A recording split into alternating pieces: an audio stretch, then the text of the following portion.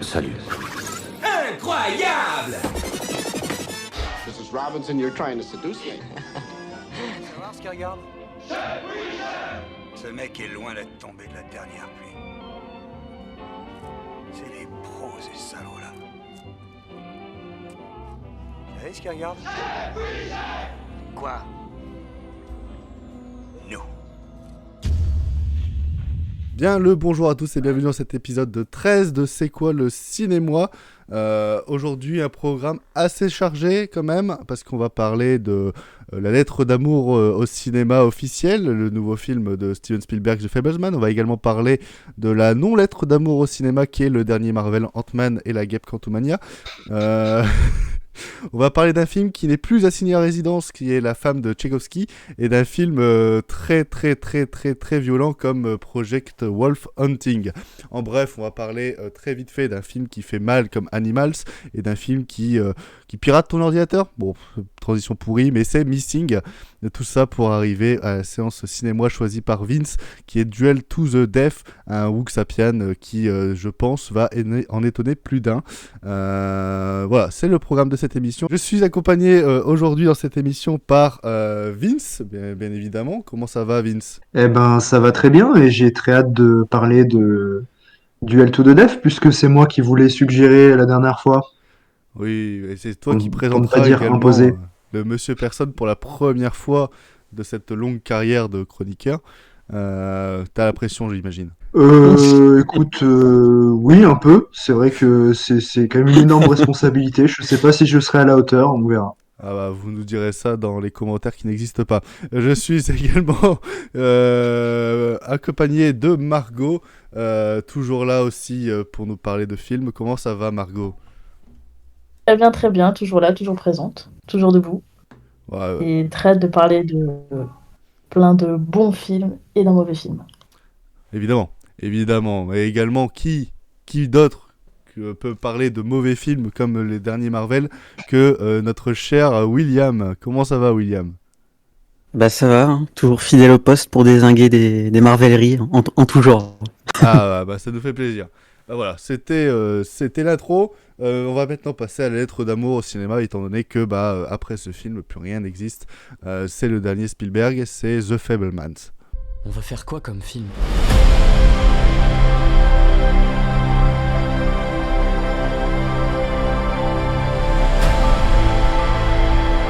Tu déprécies tout ce qu'il fait d'un peu léger ou imaginatif. Tu pourrais être un peu plus encourageant. Elle aurait dû devenir une grande pianiste professionnelle. Ce qu'elle a dans le cœur, tu l'as aussi. Il ne suffit pas d'aimer quelque chose, il faut aussi en prendre soin. C'est plus important que ton hobby. Arrête d'appeler ça un hobby. Maman a pris un singe. Mais pourquoi t'as pris un singe ? Parce que j'avais besoin de rire. Il faut toujours que tu monopolises l'attention. Arrête de lui crier dessus. Tu n'arrêtes pas de me manquer de respect. Je suis quand même ta mère. La famille, l'art. Ah, ça va te déchirer en deux. Si tu arrêtes de faire des films, ta mère sera inconsolable. Je suis perdu, je sais plus quoi faire. Fais ce que ton cœur t'ordonne.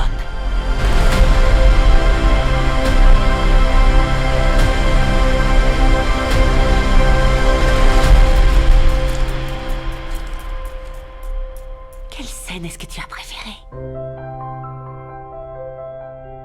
The Fabelmans, c'est un portrait intime d'une enfance américaine du XXe siècle. C'est également le récit fictionné de Steven Spielberg sur son amour du cinéma et sur ce qui lui a donné cette passion. Tout ça dans un mélodrame familial entre déchirement et implosion d'une passion. C'est un film qui révèle beaucoup sur son réalisateur et c'est un film aussi qu'on pourrait qualifier comme somme. Un film que Steven Spielberg a d'ailleurs réfléchi pendant de longues années et qu'il a conçu après la mort de ses deux parents. C'est un récit hommage, un récit assez passionnant et c'est un récit que nous avons tous unanimement aimé. Voilà, je pense avoir fait un résumé plutôt clair de ce qui est dedans par rapport au résumé Allociné qui en dévoile beaucoup trop et qui est beaucoup trop long.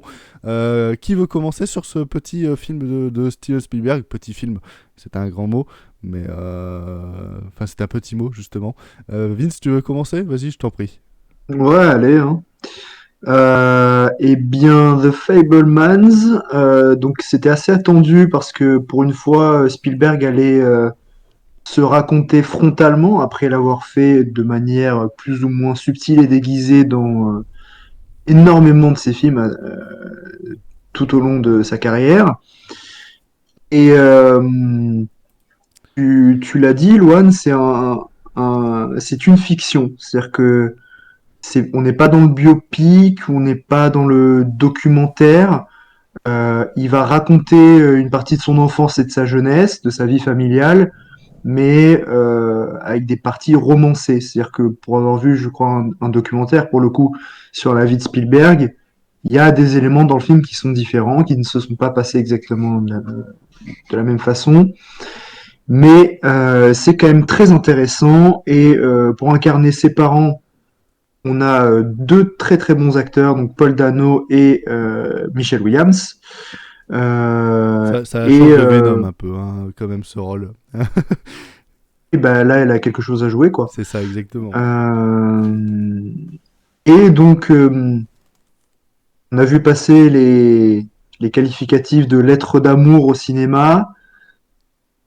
Je suis pas tout à fait d'accord. Je pense que c'est plutôt... Enfin, c'est vraiment un récit centré sur la famille, et en même temps,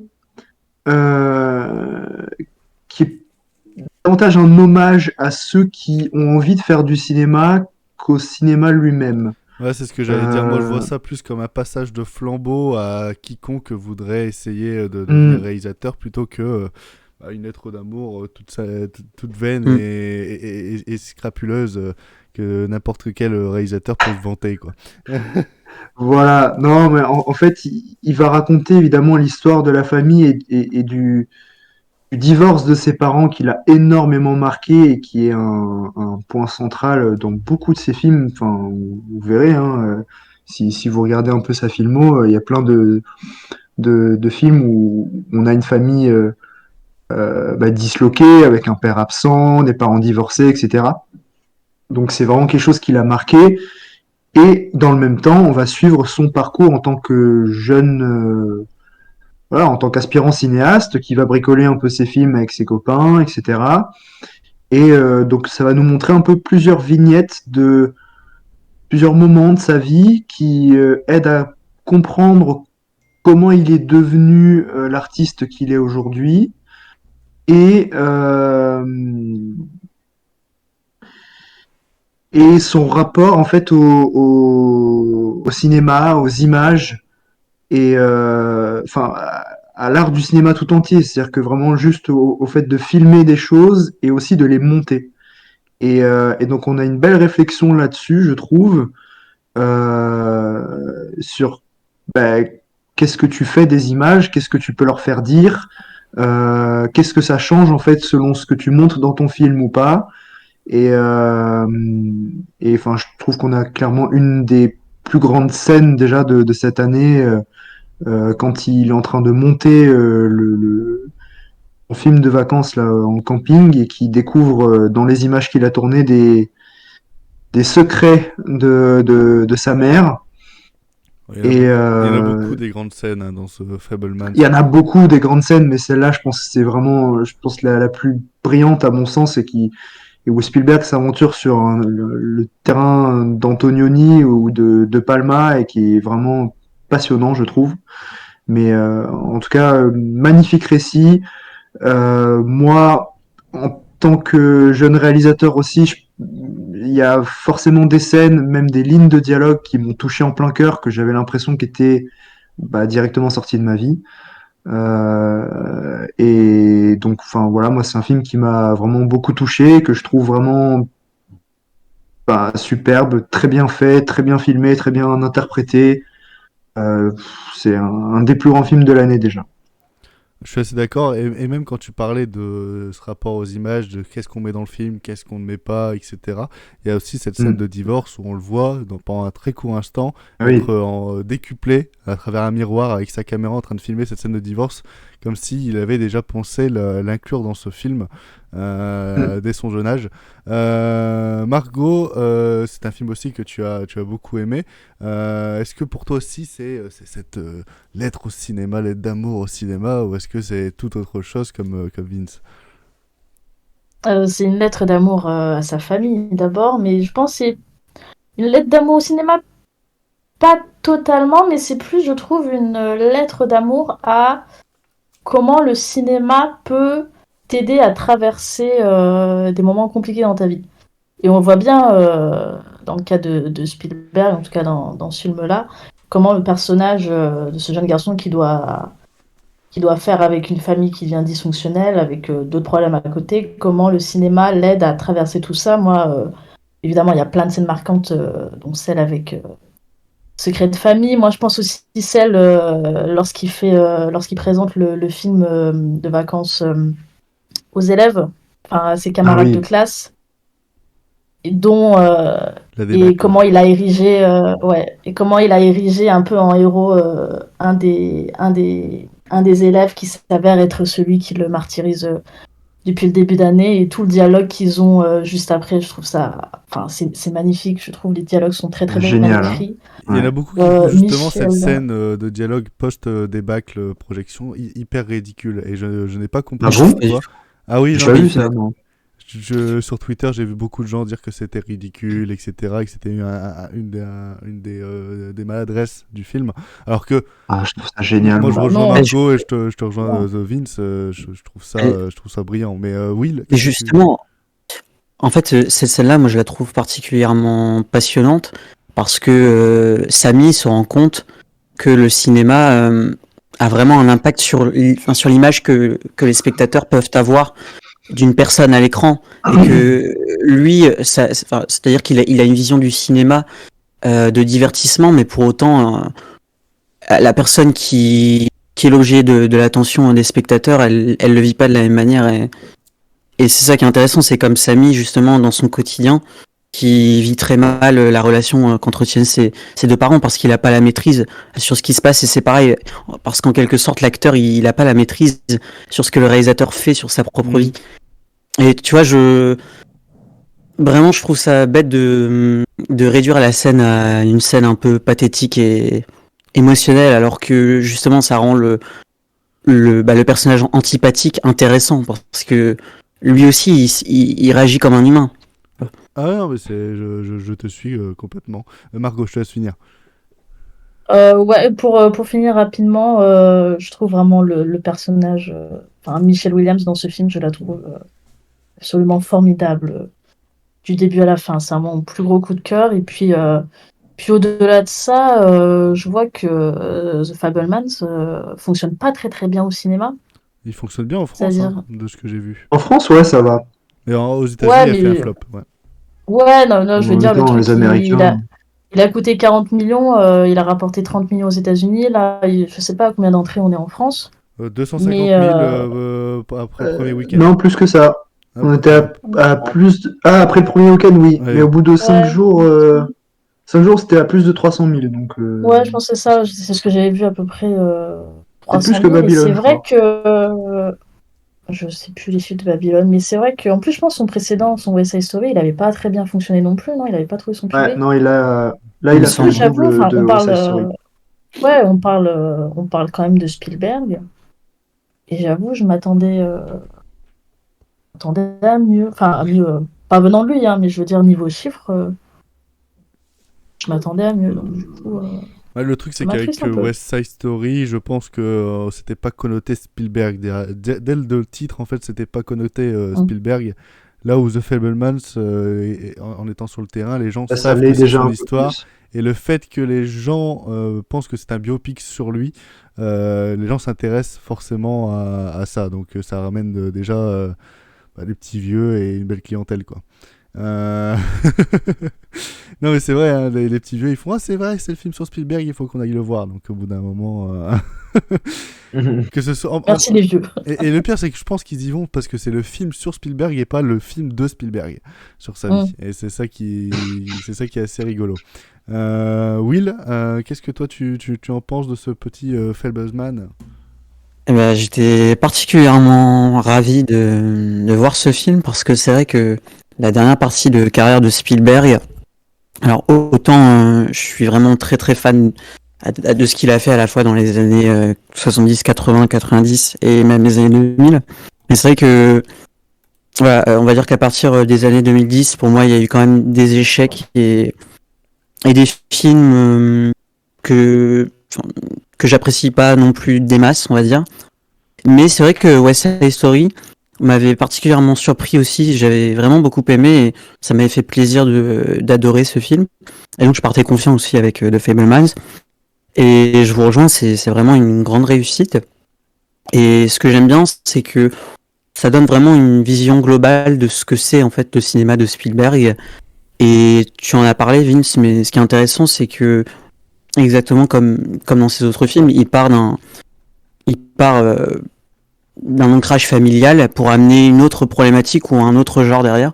Moi, j'y vois surtout le genre du coming of age movie, c'est-à-dire le film de transition, de passage de l'âge adolescent à l'âge adulte. Et sur ce registre-là, honnêtement, je le trouve complètement exemplaire, le film. Alors déjà, les acteurs jouent très très bien. On a parlé Paul Dano, Michelle Williams, le jeune acteur qui joue le réalisateur, donc qui est censé être Gabriel Labelle. Ouais, qui est brillant. A surpris lui, hein. Ouais. Oh. En plus, il ressemble énormément à Spielberg, donc c'est parfait. Ouais. Et voilà, après c'est magnifiquement réalisé. Dès la scène d'introduction, honnêtement, j'étais complètement immergé dans le film. Et surtout, il sait autant bien filmer les scènes de tournage que simplement des spectateurs qui regardent un film. Et c'est vraiment important parce que savoir montrer à toute la puissance technique d'un film dans ces conditions de tournage et en même temps l'émerveillement des spectateurs, évidemment, c'est crucial pour un film qui parle de cinéma. Et donc, sur ce registre-là, il est vraiment parfait. Et au-delà de ça, c'est aussi un film qui parle du choix, de la nécessité de faire des sacrifices, à la fois pour les parents, pour l'enfant qui veut pas décevoir ses parents aussi, et qui a peur parce que il se rend compte que chez lui, ça va pas. Et donc, toute cette question du sacrifice, je trouve qu'elle est très très bien traitée dans le film. Et chaque personnage, en quelque sorte, fait face à des dilemmes, notamment le lycéen qui se rend compte aussi de ce qui va pas en fait dans son comportement à la fin du film, comme l'amant de la mère qui est incarné par Michelle Williams. Tous les personnages sont vraiment vraiment très intéressants et pour les critiques, parce que c'est vrai que beaucoup reprochent du moins enfin pour ceux qui n'ont pas aimé le film, que c'est un film assez mièvre et qui est gentillet. Honnêtement, on peut pas attendre de Spielberg qu'il nous fasse un film sans humanité ou un film qui soit pas positif ou plein d'espoir. Et là, évidemment, il nous fait un film qui donne envie aussi aux spectateurs de regarder des films et de faire du cinéma. Parce que tout son film, c'est ça, quoi. C'est le cinéma qui permet de s'évader du quotidien, de la réalité. Et voilà, d'autant plus qu'il finit son film sur une touche d'humour qui est vraiment géniale. Honnêtement, la fin, j'ai trouvé ça incroyable. Le dernier plan du film qui résume, je pense, toute la qualité de Spielberg, à la fois parler de choses sérieuses et mettre un petit peu d'humour sur des situations différentes.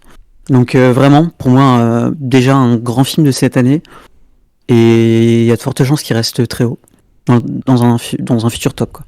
Je pense qu'on est tous les quatre d'accord avec ce qui a été dit et avec cette position de ce très grand film de Spielberg. On va maintenant passer à un autre film, passer du coq à l'âne, comme on peut le dire. C'est un grand écart. Ah oui, là c'est le grand écart de tout.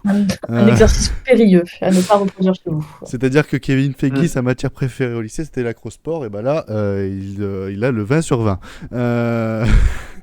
On va maintenant parler, comme vous l'avez compris, de Ant-Man et la guêpe Quantumania, réalisé par un très grand réalisateur, Peyton Reed. Ouais, il a fait un bon film, hein, Peyton Reed. Tu peux le dire? Oui. Yes Man. Oui, c'est le bon film qui définit toute sa carrière. Ça, c'est parfait.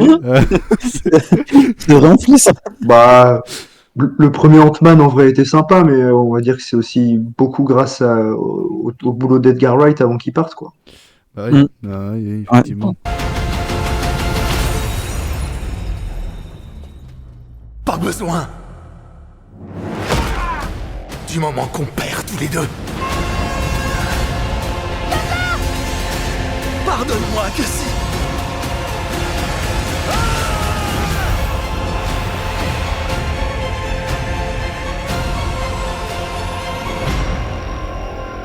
Qu'est-ce que ça raconte Ant-Man et la guêpe Quantumania? En fait, c'est Ant-Man, il a sauvé le monde, il a sauvé Thanos et tout ça. Et donc, du coup. Il a sauvé Thanos? Ouais, il a sauvé Thanos. Il a sauvé le monde. Ouais. Il a sauvé le monde de Thanos. Et du coup, il veut partir à la retraite. Et ce qui est complètement compréhensible, hein, il veut partir à la retraite et tout, mais sauf qu'il y a sa fille qui fait ah non, t'es un super-héros, il faut pas que tu partes à la retraite et tout. Et pendant qu'ils sont en train de se disputer, ils sont directement transportés dans le monde quantique. Ou dans le monde quantique, il y a Michelle Pfeiffer qui, pendant 1 heure, elle ne veut pas dire pourquoi c'est dangereux d'être là. Et au bout d'1 heure, on s'avère que c'est dangereux parce qu'il y a quelqu'un qui s'appelle Kang et qui est très très méchant. Très très méchant au point où il va tenir 6 ans dans le MCU parce que ça va être le méchant des prochains Avengers. Mais tellement méchant et tellement puissant qu'il se fait dégommer par Ant-Man à la fin. Tu spoil, merde. Oh, le spoiler. Merde. Et en plein milieu de ça, il y a Bill Murray qui se ramène et qui revit la même journée en boucle, et MODOK qui se ramène et qui lui ne veut plus vivre, il veut se suicider tellement il est laid. Voilà, c'était. Ah ouais, tu fais même pas un synopsis, tu racontes tout le film là. C'est bon, j'ai Je fini. mérite que ça. J'ai fini. Très bien. De toute façon, Eh les ben, gens ne écoutez, vont pas le voilà. voir parce que les gens commencent déjà à déserter les salles au bout d'1 semaine et c'est un des pires flops Ouais, pour le MCU. Ouais. Donc voilà, qu'est-ce que vous avez pensé de ce chef-d'œuvre quand même? J'ai envie de commencer par Margot avant de partir sur Will. Margot, Allez. qu'est-ce que tu as pensé de ce chef-d'œuvre? Écoutez, c'est vrai qu'alors dans le MCU, on partait déjà très mal parce que j'avoue, dans le MCU, Ant-Man, c'est vraiment le personnage qui m'intéresse le moins. Et je trouve vraiment que, même depuis le premier Ant-Man, c'est celui qui a pas grand-chose à raconter alors que son personnage est plutôt cool. Autant le premier était sympathique, comme peut être sympathique un film Marvel, quoi. Autant le deuxième, il m'a sorti par les trous de nez. Et du coup, je vais voir le troisième sans grand espoir, mais j'ai l'impression qu'on va un peu tous voir le Marvel sans grand espoir à chaque fois, quoi. On a commencé et on une ressent série, on a pas. envie de savoir la fin, mais bon, il y aura certainement Ouais, jamais on de est un fin, peu quoi. on est un peu maso. Un petit peu masochiste. C'est ça. Non, mais parce que parce que le film t'annonce quand même le grand méchant de cette nouvelle phase, hein, qu'on attendait depuis 1000 ans quand même. Oui, c'est vrai. Et tu te retrouves devant un film qui est juste pas fini, c'est moche. Enfin, je veux dire, le premier mot qui m'est venu à l'esprit, c'est juste moche. Et j'ai vu un article qui était sorti comme quoi justifier les effets spéciaux pas finis d'Ant-Man à cause de Black Panther. Truc qu'on disait déjà de Black Panther parce que c'était à cause de Thor, que c'était pas. C'est des excuses bidons, juste parce que ils veulent rusher les effets spéciaux avec des équipes réduites qui sont payées au lance-pierre. Tout ça pour se retrouver avec un film qui, vraiment, à partir du moment où on se retrouve dans le monde quantique, c'est-à-dire 3/4 du film, il n'y a rien qui en ressort. C'est plat, c'est laid. L'écriture des personnages, bon, j'avoue qu'au bout d'un moment, Paul Rudd, je l'aime bien, je le trouve sympathique comme acteur, mais son personnage, il m'a juste saoulé. Au bout d'un moment, trop de vannes. Personnage de sa fille qui est écrit, mais pas trop écrit non plus, mais on dit vas-y, on va la mettre là parce que bon, elle a de l'importance voilà, pour la suite. L'introduction des personnages qui sont dans le monde quantique, zéro pointé aussi. Dire, C'est des ils sont PNJ. là, super. Ouais, C'est clairement des super, PNJ, ils sont ouais. là. Ils Il y viennent en a un qui lit les esprits, qui lit dans l'esprit. T'en as un autre, une sorte de gloubi-boulga qui va avoir des trous. Enfin, t'es là, t'es devant ton écran, t'es dépité de ce qui se passe. Et puis surtout, tu dis, bah, c'est le film qui est censé t'introduire Kang, qui est voilà, le grand méchant de ce multiverse. Et pardon, mais quand tu compares Kang à Thanos, c'est quand même pas la même envergure, quoi. Non, c'est Je veux clair. dire, quand tu vois arriver, t'es là, t'es ok, cool, super. Puis bon, on a spoilé à la fin, mais voilà, quoi. On sait qu'il y a un petit retournement de situation après, puisqu'ils l'ont montré dans la scène Ah, post-générique. là, tu spoil vraiment, là. Bon, on sait tous, hein, ça va. Et donc voilà, je trouve l'arrivée de ce méchant qui est totalement anecdotique, qui du coup ne donne rien de spécial à ce film. Tous les personnages sont fades. Voilà, il y a tout le monde qui surnage. À la limite, je veux bien sauver Michel Pfeiffer et Michael Douglas qui, même sans jouer, arrivent à dégager un minimum de trucs, même si tu sens que Non, ça c'est il y les a un rides. petit appel à l'aide. Ah, Hein. c'est- Bah écoute, mettez-leur tous Mais des rides. Hein, elle et a puis, plus de rides, justement. Non, Oui, mais... c'est vrai. C'est vrai, tout est très lisse hein, dans ce film. Ah oui, bah... Et voilà, un big up à MODOK, hein, qui est à la limite le seul personnage qui m'aura fait rire dans le film. Mais à la limite, tu vois, le personnage, je trouvais ça drôle. Mais vraiment, c'est à partir du moment où il enlève son casque, là, son devant de casque et tout, moi j'étais dans la salle. Quel C'est une carnage. blague. Ah bah, Ah, la Non. salle a explosé derrière moi, hein, vraiment. Ah si, avec ça, quoi. C'est ça le truc. c'est la première fois que je sors d'un Marvel séance début d'après-midi le mercredi et où je vois limite les fans du MCU souffrir pendant le générique pour attendre la scène post-générique, quoi. On est quand même là. Non, mais c'est un carnage et je pense on devrait être un peu plus rude avec Paul, tellement... Oh Non, mais c'est... Franchement, j'aime bien Marvel, j'aime bien aller me taper des Black Panther et des trucs comme ça, juste pour voir un peu quelque chose qui ne possède pas d'âme, mais juste pour me divertir. Mais celui-là...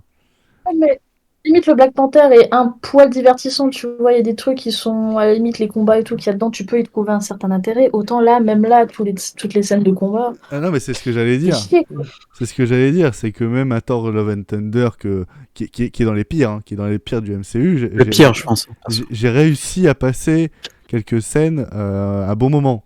Là, c'est-à-dire Ah, que... moi non. Ah oui, non, mais toute proportion gardée, évidemment. Là, c'est-à-dire que pendant les 2h01 du film, pourtant c'est un des plus courts du MCU depuis quelques années, hein, avec Thor Love and Thunder, j'ai trouvé le temps hyper long et j'ai même pas réussi à m'attacher ne serait-ce qu'à un seul personnage. Moi, il y a une scène où il y a plein de fourmis. Il y a plein de fourmis qui viennent sauver le monde. Sauver le monde quantique, un monde dont tout le monde se branle, donc qu'il soit sauvé ou qu'il tombe en pénurie, tout le monde s'en fout. Et qui viennent sauver le monde, grâce à Kirk Douglas, évidemment. Et Kirk Douglas... Michael Douglas. Ouais. Michael. Kirk Douglas, c'est vrai que c'est pas le même. il est décédé. Laisse-le tranquille. Oui, mais bon, il faut bien finir par faire revenir des morts chez Marvel. Non, mais Michael Douglas, il se ramène et il arrive... parce qu'ils ont même pas tourné ça sur fond vert, en plus ils ont utilisé la technologie LED. Il arrive sur la scène, il fait comme s'il avait marché pendant des kilomètres avec ses fourmis, alors que le type il se ramène, il est sur un fond, il est tout seul, il est paumé entre des décors à côté des écrans, il sait pas ce qu'il fout là, il balance sa réplique et ça sonne hyper faux. Tu sens qu'ils sont venus sur le tournage, ils ont vu les écrans, ils ont fait bon, on va faire avec ce qu'on a. Mais ah non, c'est ridicule. Non, je pourrais même pas développer plus que ça dans le film. Enfin, ça m'a vraiment dégoûté. Et le pire, c'est que je me suis dit bon, je vais rester jusqu'à la fin parce que je voyais tout le monde dire sur Twitter qu'ils avaient été voir le film en projo presse, etc. Les meilleures choses du film, c'est les scènes post-génériques. Je vais en parler juste 2 secondes. La première scène post-générique, ça a été un triple facepalm. Alors il y avait mes 2 mains et le voisin d'en face qui s'est retourné, qui m'en a foutu une. Post-générique, j'ai pas vu Loki, donc au bout d'un moment j'ai pas compris. Mais aucun intérêt, n'y allez pas, et c'est vraiment Marvel qui se fout de notre gueule. Et à la limite, Kang, en fait, je le trouvais intéressant à la première heure quand on essayait de développer le personnage, mais à partir du moment où en fait on te le développe comme étant la plus grande menace, encore une plus grande menace que Thanos, et que comme je l'ai dit dans mon résumé, qu'à la fin, juste Ant-Man tout seul, sans se mettre petit et grand, hein, sans se faire des rétrécissements, arrive à lui foutre en 2-3 beignes par terre et à lui péter sa tenue, je ne peux pas croire que dans 5 ans, ils vont réussir à va nous faire croire justement qu'il va résister à 10, 15, 20 Avengers. Enfin, pour moi, c'est impossible. Mais bon, je vais laisser la parole à William avant de conclure sur Vince. Hein. William, qu'est-ce que tu as pensé de cette Marvelerie que tu as été voir avec beaucoup de plaisir? Qu'est-ce que je peux dire C'est consternant. Non, vraiment, c'est consternant parce que je vais voir les films Marvel vraiment parce que j'ai vu les autres, quoi. Voilà, c'est pas par plaisir. Ce qui fait que, par définition, j'attends rien des films Marvel quand je vais les voir, et cela depuis Avengers Endgame, qui m'avait profondément dégoûté à sa sortie, qui est voilà, un film que je déteste. Voilà. Et on va dire qu'il a détruit pour moi le méchant du MCU qui était intéressant, parce qu'il y en avait un. À l'époque, c'était Thanos, on en a parlé. Et Ant-Man 4, en fait, le problème, c'est que j'ai l'impression de regarder un téléfilm par moment, de regarder ensuite un Spy Kids version encore pire. Et Thor faisait déjà penser à Spy Kids, c'est ça qui est... En plus, ouais. Mais sauf que là, je veux dire, c'est pas Robert Rodriguez qui fait son délire, c'est quand même un studio de films qui produit des films de super-héros, donc honnêtement, cette qualité-là, moi je trouve ça inquiétant et vraiment catastrophique. Ne pas comprendre à ce point-là les comics, rien qu'avec le personnage de M.O.D.O.K, on en a parlé, c'est vraiment aberrant. Et puis après, voilà, je trouve que le film est très mal, non seulement il est très mal réalisé, mais c'est mal cadré. Les écrans derrière, honnêtement, ça fait dégueulasse. Tu crois pas une seule seconde que les personnages ils vivent dans ce monde, quoi. Les acteurs ils débitent leur dialogue, qui sont franchement ridicules, hein, d'ailleurs, parce qu'on n'a pas parlé, mais honnêtement, l'écriture des dialogues est quand même sacrément mauvaise aussi. Oh oui, bah, et écrit, hein.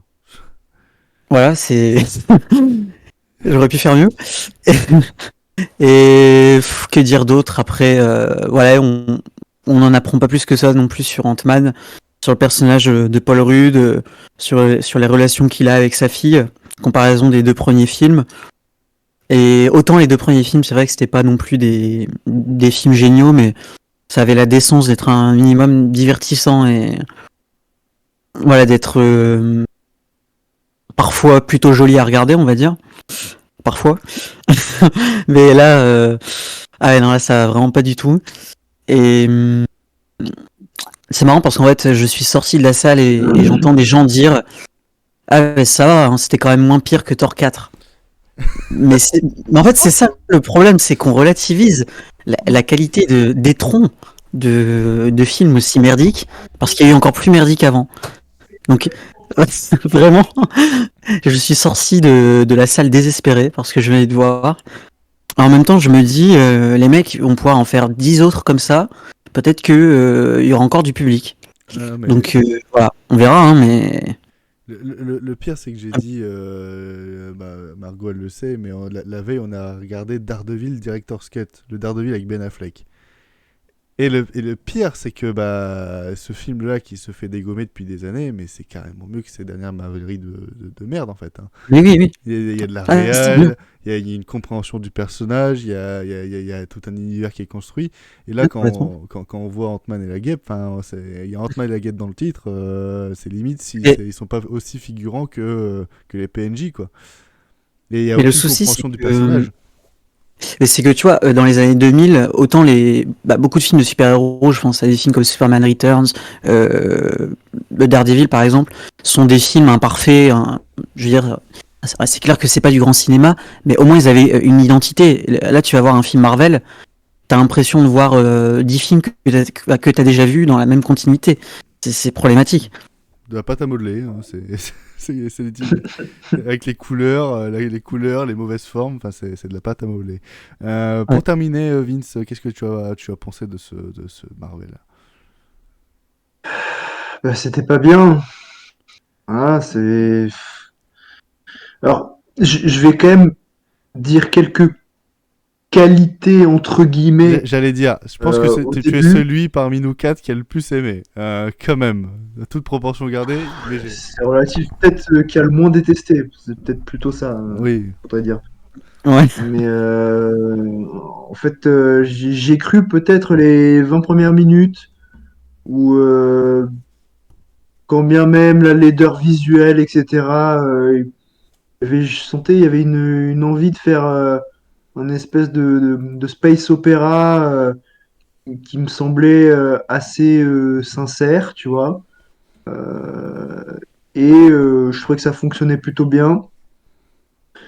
Aussi, t'en as parlé un peu, Luan, mais le début de l'introduction de Kang, donc les flashbacks, notamment avec Michel Pfeiffer, où on apprend un peu plus sur qui il était, qu'est-ce qu'il a fait, etc. Je trouve que là, c'est assez intéressant. Enfin, on ressent un peu des enjeux sérieux. Tu te dis, oh, ok, le mec peut être une vraie menace et tout.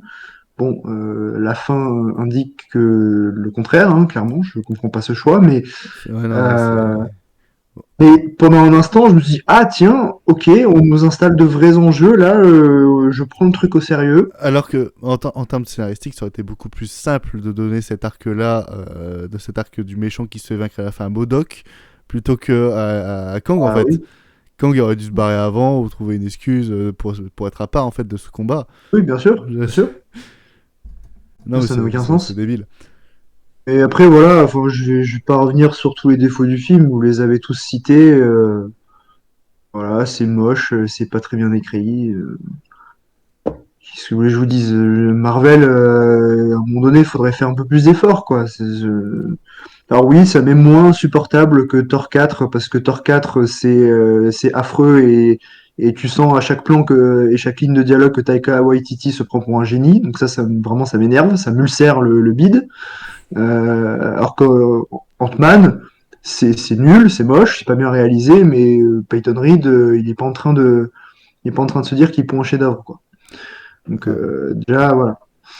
Mais C'est les rides, hein, c'est ce voilà. que je disais, hein, c'est les rides. Désolé. Bon, vous avez compris, Ant-Man c'est de la merde, n'allez pas le voir. Et puis basta, hein, on se retrouvera pour les Gardiens de la Galaxie d'ici mai, il me semble. Pour en Peut-être le parler. seul bon film Marvel de l'année. Ouais, c'est ce que j'allais dire, je pense que... Depuis 10 ans. Ouais. Non, depuis Infinity War, arrête tes conneries. Ouais, c'est vrai. Bref, on va maintenant passer à un film beaucoup plus intéressant que le dernier Marvel. C'est le nouveau film de Kirill Serebrennikov après Leto et la fièvre de Petrov. Il revient avec la femme de Tchaïkovski.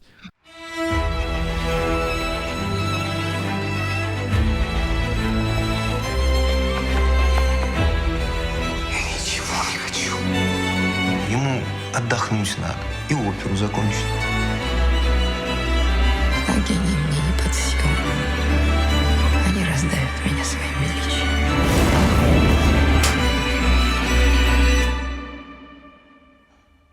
Я принадлежу тебе и душой, и телом.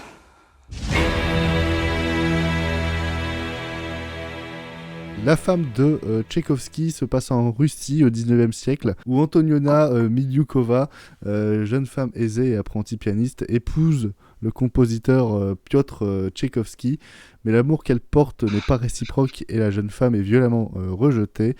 Consumée par ses sentiments, Antoniona accepte de tout endurer pour rester auprès de lui. Moi j'ai entendu dire, parce que je n'ai pas vu le film, que c'était un film beaucoup plus calme et serein qu'une fièvre de Petrov. Est-ce que tu es d'accord avec ça, Margot? Totalement. Alors, je l'ai vu à Cannes l'année dernière, donc les souvenirs sont un peu lointains. Mais déjà, faut savoir que quand le film a été sélectionné à Cannes, c'était un peu la révolution, parce que c'était la première fois que Kirill Serebrennikov pouvait venir à Cannes. C'était tout un truc, toute une aide d'honneur, les applaudissements et tout. Du coup, la séance était assez chouette. Au-delà de ça, je trouve le film assez intéressant parce que il s'éloigne pas mal de Leto et de la fièvre de Petrov, tout en, dans certaines scènes, arrive à y retourner. Je trouve le résumé que tu as fait, c'est le résumé qui était sur Allociné. Évidemment. Parce que oui, évidemment, quelle question. Que je trouve quand même un peu mensonger. Parce que l'histoire, c'est pas non plus totalement ça. C'est-à-dire que elle tombe amoureuse de Tchaïkovski, ils se marient, mais le problème, c'est que Tchaïkovski Enfin, il y a des rumeurs comme quoi il serait homosexuel. Et en fait, à cette époque-là, Tchaïkovski, du coup, ne veut plus être avec Antonina, mais à cette époque-là, l'Église interdit le divorce, sauf cas de tromperie. Enfin, des cas exceptionnels, dont le cas de tromperie. Et en fait, il y a des enjeux autour du fait que Tchaïkovski, en gros, il fait des faux aveux en disant qu'il a trompé sa femme. Comme ça, elle peut signer les papiers de divorce, et lui, il est libre, et elle aussi. Parce qu'il y a ce truc où, même s'il ne l'aime plus, il y a au début, une sorte de respect quand même, de dire ok, je t'aime plus, mais je veux te redonner ta liberté, donc signe ces papiers. Et en fait, c'est là que ça devient intéressant, parce que Antonina ne veut pas signer ses papiers parce qu'elle est profondément amoureuse de lui. Et t'as tout cet arc elle est prête à endurer les pires humiliations de la famille de Tchaïkovski, même les oui-dire, etc., parce qu'elle est profondément amoureuse de lui, mais d'un amour qui est complètement aveugle au final. Et le film, au final, c'est vraiment la déchéance de cette femme qui se retrouve emprisonnée dans une relation qu'elle seule pense qu'elle a un avenir. Et du coup, je trouvais le film très très chouette. Le film prend son temps. Contrairement à Leto, où on s'éclate assez vite, et La fièvre de Petrov, qui est un truc qui va à 100 à l'heure. Là, ça prend vraiment son temps pour installer ses personnages, ses enjeux et son ambiance, mais je trouve que ça fonctionne assez bien. Il dure 2h20. Ouais. Oui, il dure 2h20, mais je les ai pas tellement sentis que ça. Il y a des moments, j'avais l'impression de retrouver un peu de Leto par moment, lorsque la musique s'immisçait dans certaines scènes, même si là, c'est de la musique classique. Et je trouve toute la dernière partie où vraiment on arrive à un point de non-retour, où Antoniona pète littéralement un câble. Au bout d'un moment, elle devient folle. Et cette dernière partie, je trouve qu'elle se rapproche assez de La fièvre de Petrov, dans cette mise en scène de la folie et de la déchéance. Du coup, moi, en tout cas, c'est un film que j'ai beaucoup aimé, après qui est peut-être pas forcément facile à aborder, enfin qui est quand même moins accessible, je trouve, que Leto. Mais dans tous les cas, je trouve que c'est quand même un très très bon film, et l'actrice qui joue la femme de Tchaïkovski, dont je ne vais pas essayer de dire le nom parce que là, ça serait lui faire offense. Je la trouvais assez formidable à l'époque où c'était passé à Cannes. Je trouvais qu'elle aurait pu prétendre, en tout cas, au prix d'interprétation féminine, parce que je la trouve vraiment exceptionnelle dedans. Oui, Vince, il me semble que tu es un peu moins convaincu par la femme de Tchaïkovski. Qu'est-ce que tu en penses? Il me semble que tu l'as vu il y a assez longtemps aussi. Je l'ai vu il y a 6 mois en festival aussi. En fait, moi, j'avais vraiment bien aimé Leto, et La fièvre de Petrov, pas du tout. Donc, j'avais un peu peur de ce nouveau film de Kirill Serebrennikov. Et en fait, j'ai plutôt bien aimé, globalement, mais ça m'a vraiment pas transcendé ou impressionné. Je trouve encore que le film est un peu long. J'aurais vraiment retiré une bonne vingtaine de minutes au global, parce que franchement, au bout d'un moment, j'en avais un peu marre. Surtout que la dernière partie, quand elle sombre dans la folie, elle est nécessaire, elle est importante, etc. Mais c'est un trope de cinéma que je commence un peu à saturer, en fait. Et le traitement qui en effet ne m'a pas particulièrement passionné, à l'exception d'une scène de rêverie où il y a une séance photo là. Celle-là était vraiment très bien. Mais le film a énormément de qualité quand même. Les interprètes et surtout l'actrice principale. Un travail de photographie qui joue beaucoup sur des tonalités un peu sombres, du marron, du vert, qui donne une atmosphère un peu mortifère, un peu spectrale, que je trouve assez réussi. Enfin, je trouve que c'est vraiment très très beau. voilà, ça donne un aspect un peu macabre qui est vraiment assez intéressant. Des idées de mise en scène toujours très intéressantes chez Kirill Serebrennikov, hein, ça manque pas d'idées. Bon, certaines que je trouve peut-être un peu trop démonstratives encore, mais oui, ça reste quand même vraiment bien.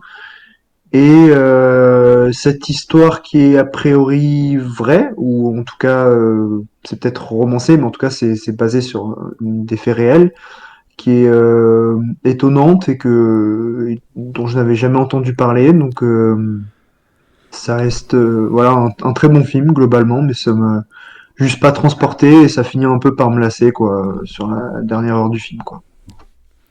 Et ouais, contrairement à ton avis qui soutient le film et qui en même temps lui trouve certaines longueurs, il me semble que William, qui en ressort tout juste, a lui beaucoup apprécié. Ouais, alors je rejoins ce que Margot a dit globalement sur le film. J'ai vraiment bien aimé, honnêtement. Et c'est vrai que La Fièvre de Petrov, j'avais trouvé ça intéressant, mais j'avais trouvé ça aussi un peu long et peut-être trop obscur et labyrinthique pour moi. C'est vrai que je m'étais pas tout à fait retrouvé, même si voilà, c'était un bon film. Mais déjà, là, vraiment, ce qui m'a impressionné, c'est le travail de reconstitution d'époque qui est bien fait. La performance de l'actrice aussi, que je trouve vraiment exceptionnelle, honnêtement, dans son rôle. Voilà, elle sait tout jouer. Et en même temps, ce film de déchéance, parce que c'est ça le film, c'est presque un film de fantôme en fait, sur une femme qui finit par devenir l'ombre de ce qu'elle était avant. Je le trouve vraiment réussi, même sur la durée. Alors le film dure 2h20, mais pour autant, personnellement, j'ai pas trouvé ça problématique, parce que en fait, on est toujours un petit peu sur son état psychologique dans le film. Le film s'attarde beaucoup sur son inconstance dans ses rapports à l'autre, à la fois vis-à-vis des autres hommes, parce que ce sont des hommes qu'elle pourrait avoir, et bien sûr, elle refuse de les avoir parce que, en même temps, elle veut pas céder et rompre le mariage avec un divorce, mais aussi parce que voilà, elle l'aime, ou alors est-ce qu'elle aimerait aussi le voir souffrir pour qu'elle revienne vers lui. Donc il y a vraiment, je dirais, beaucoup de choses qui sont assez passionnantes finalement sur les enjeux que cette femme-là peut avoir dans le film, et qui sont bien traités. Et sinon, après, c'est toujours aussi bien réalisé, hein, honnêtement. Beaucoup d'idées de mise en scène, de la photographie aussi, je l'ai trouvé superbe. Et la musique est très jolie, alors peut-être qu'il y a un peu trop de musique, je dirais. C'est vrai qu'il y en a beaucoup quand même dans le film, même si évidemment ça porte sur Tchaïkovski. Voilà, je me dis quand même que sur certains moments, voilà, il y avait peut-être besoin de plus de silence, pas forcément toujours une musique derrière. Mais globalement, vraiment un très bon film, je trouve. Bien incarné et qui ne ressemble pas du tout, pour le coup, à La Fièvre de Petrov, même si, Margot, tu l'as dit, dans la dernière partie du film, il y a toute une séquence qui rappelle ce que le réalisateur peut faire, quoi. Vraiment quelque chose de très dynamique, un peu fou, on va dire, qui part un peu dans tous les sens, que j'ai trouvé pertinent, mais assez radical. Eh ben écoutez, j'espère que ça vous a donné envie de découvrir la femme de Tchaïkovski au cinéma. En tout cas, moi, c'est un film qui me tente pas mal, mais qui, je pense, je vais aller le voir quand je vais être dans le mood de me taper du Serebrennikov, hein, parce que c'est quand même quelque chose d'assez lourd. Je me souviens de ma séance de La Fièvre de Petrov qui était assez mouvementée et qui, en même temps, j'avais beaucoup aimé. Donc, j'irai certainement le voir d'ici peu. On va maintenant terminer ces séquences du film du présent avant de passer en bref et au cinéma avec une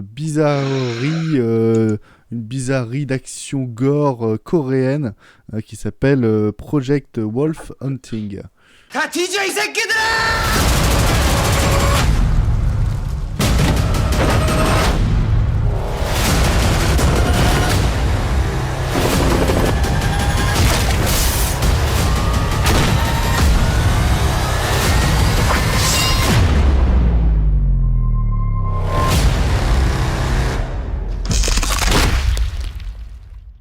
Project Wolf Hunting fait partie de la saga des sorties ESC Shadows au cinéma. Une saga des sorties qui est plutôt intéressante parce qu'ils avaient commencé avec The Sadness, qui était un gros film taïwanais, canado-taïwanais, très gore, très politique et assez troublant. Ils ont continué avec Terrifier 2 qui lui était une clownerie états-unienne assez distrayante, bien que assez maladroite sur certains aspects. Et là, il continue avec une autre forme de gore, un gore un peu plus jouissif, un gore un peu plus accessible à tout le monde et en même temps quelque chose de très américain dans le concept. C'est Project Wolf Hunting, c'est réalisé par Hong Seon Kim et ça raconte l'histoire de dangereux criminels qui sont transférés depuis les Philippines vers la Corée du Sud par un navire cargo et ils vont provoquer une violente émeute jusqu'à ce qu'un monstre non identifié sorte de son sommeil. Et à partir de ce moment-là, c'est une petite dinguerie. Moi, je commençais très vite fait. Hein. Moi, c'est le genre de film qui me divertit et qui me sied à merveille. Alors, il y a plein de défauts, c'est-à-dire qu'en fait, c'est faire du gore et faire de la violence pour ne pas raconter grand-chose dans le fond, parce que c'est un film qui oublie complètement le message politique comparé à The Sadness. C'est un film qui cherche même pas à mettre du contexte. On a deux camps, il y a un troisième camp qui va se rajouter au milieu, et à partir de ce moment-là, c'est une bataille royale, c'est quelque chose qui entre le gore réaliste et le gore très fantastique, horrifique, qui n'a pas grand sens, et on part un petit peu dans... Je sais que Vince, il l'avait vendu comme ça, dans quelque chose à la Resident Evil sur la deuxième partie. Voilà, ça dure 2 heures, ça passe vraiment le temps, et en même temps, c'est très bien fait dès lors que ça part dans des séquences de combat, dès lors que ça part dans des séquences où le sang va gicler dans tous les sens. Et faut avouer que la marchandise est bien vendue parce qu'on nous promet de l'action, on nous promet du gore, on nous promet du sang. Et pendant une très très large partie du film, on a ce qu'on est venu voir. Et le tout est plutôt particulièrement très très bien maîtrisé. Donc... c'est ce que vous recherchez, n'hésitez pas à aller le voir en salle. Je pense qu'il est encore projeté dans quelques salles, mais il va sortir bientôt en Blu-ray et DVD chez ESC, comme le sont sortis The Sadness et Terrifier 2. Qu'est-ce que toi tu en as pensé, Vince, grand amateur du cinéma asiatique? Eh bien, j'ai plutôt bien aimé. C'est vrai que c'est cool d'avoir un film aussi violent sorti par le même éditeur seulement quelques mois après The Sadness, qui était déjà bien gore. Là, c'est moins sale, moins malsain, je trouve. Mais bon, en termes d'hémoglobine, on est bien. Hein, voilà, il y a, je crois, un record de crâne explosé. Non, moi j'ai passé un bon moment, c'était plutôt rigolo. Après, je trouve peut-être le film un poil longué dans le sens où il passe peut-être un peu trop de temps à essayer de développer un contexte derrière, une origin story entre guillemets de cette créature qu'on découvre, qui à mon sens n'est pas tellement utile et qui rajoute du gras au film. Ouais, c'est un Mais peu bon, vrai. enfin quand il veut casser des bouches, il y va quoi, il y va franco. Je trouve qu'en plus cette créature un peu Nemesis-like est plutôt bien mis en scène en fait, que ce soit juste avec des effets visuels ou sonores, Surtout on sonore. ressent, surtout sonore, ouais, on ressent vraiment l'impact des coups et sa force surhumaine. Et du coup, ouais, ça rend super bien à l'écran. Et globalement, voilà, moi, si vous avez envie de vous marrer un coup et de voir un truc hyper violent et gore et régressif, bah voilà, hein, c'est le programme parfait. Hein. J'ai rien de plus à dire dessus. Ah, moi, le film m'a fait penser à la version sanglante qu'on aurait pu avoir de la fin de Kingsman où toutes les têtes explosent. Euh, Est-ce que, Margot, toi aussi, ça t'a fait penser à ce genre de complètement délire Est-ce que tu as aimé déjà? Écoutez, je pense que tout a été plus ou moins dit sur le film. J'ai beaucoup aimé le film aussi. J'avoue, c'est. Parfois, on a besoin juste d'un film qui fait boum boum de partout avec du sang, sans qu'il y ait forcément un énorme contexte social, politique ou quoi que ce soit derrière. Et je trouve le film s'en sort très bien sur ce point-là. Peut-être un poil long. J'avoue qu'il y a certains trucs, à la limite, quitte à assumer le côté vraiment petit frère de Sadness, bah autant il y a les Franco, quoi. J'aurais préféré ça. En dehors de ça, ça fait le taf, quoi. Je veux dire, il y a des têtes écrasées, il y a des bras retournés, il y a des os craqués.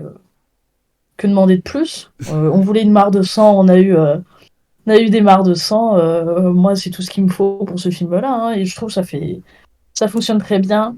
Cette sorte de grosse bête qui arrive et qui fait un peu retournement de situation parce au bout d'un moment, tu arrives à un point où tu te dis, bah, ok, il va se passer quoi derrière parce qu'il reste plus grand-chose à raconter.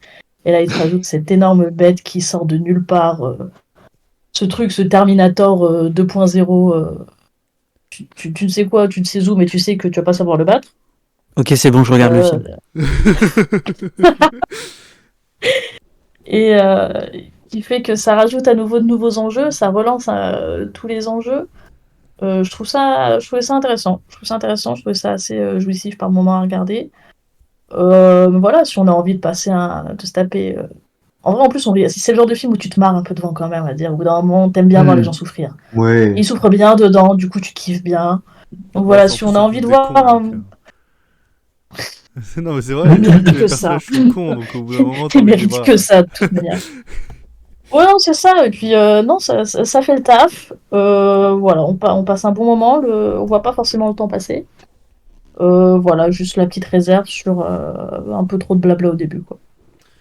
Eh ben écoutez, si vous avez envie d'embarquer dans un cargo partant de la Corée du Sud pour visiter et voir de vos yeux vrais la mer Rouge, bah, n'hésitez pas à aller voir Project Wolf Hunting, toujours au cinéma et bientôt en DVD, Blu-ray et Laserdisc. Allez, on est parti sur une petite section en bref où je vais vous parler.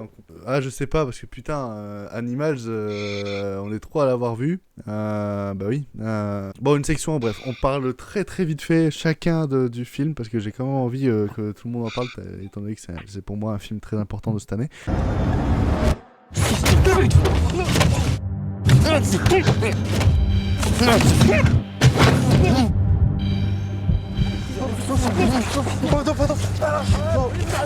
Allez, souris, t'es filmé. Mets-le dans ta bouche, mets-le dans ta bouche. Mange l'air fait, frère, crois, n'en fais pas trois. C'est chaud. Bave dessus, cet enfoiré. Ferme ta gueule. Ferme ta gueule.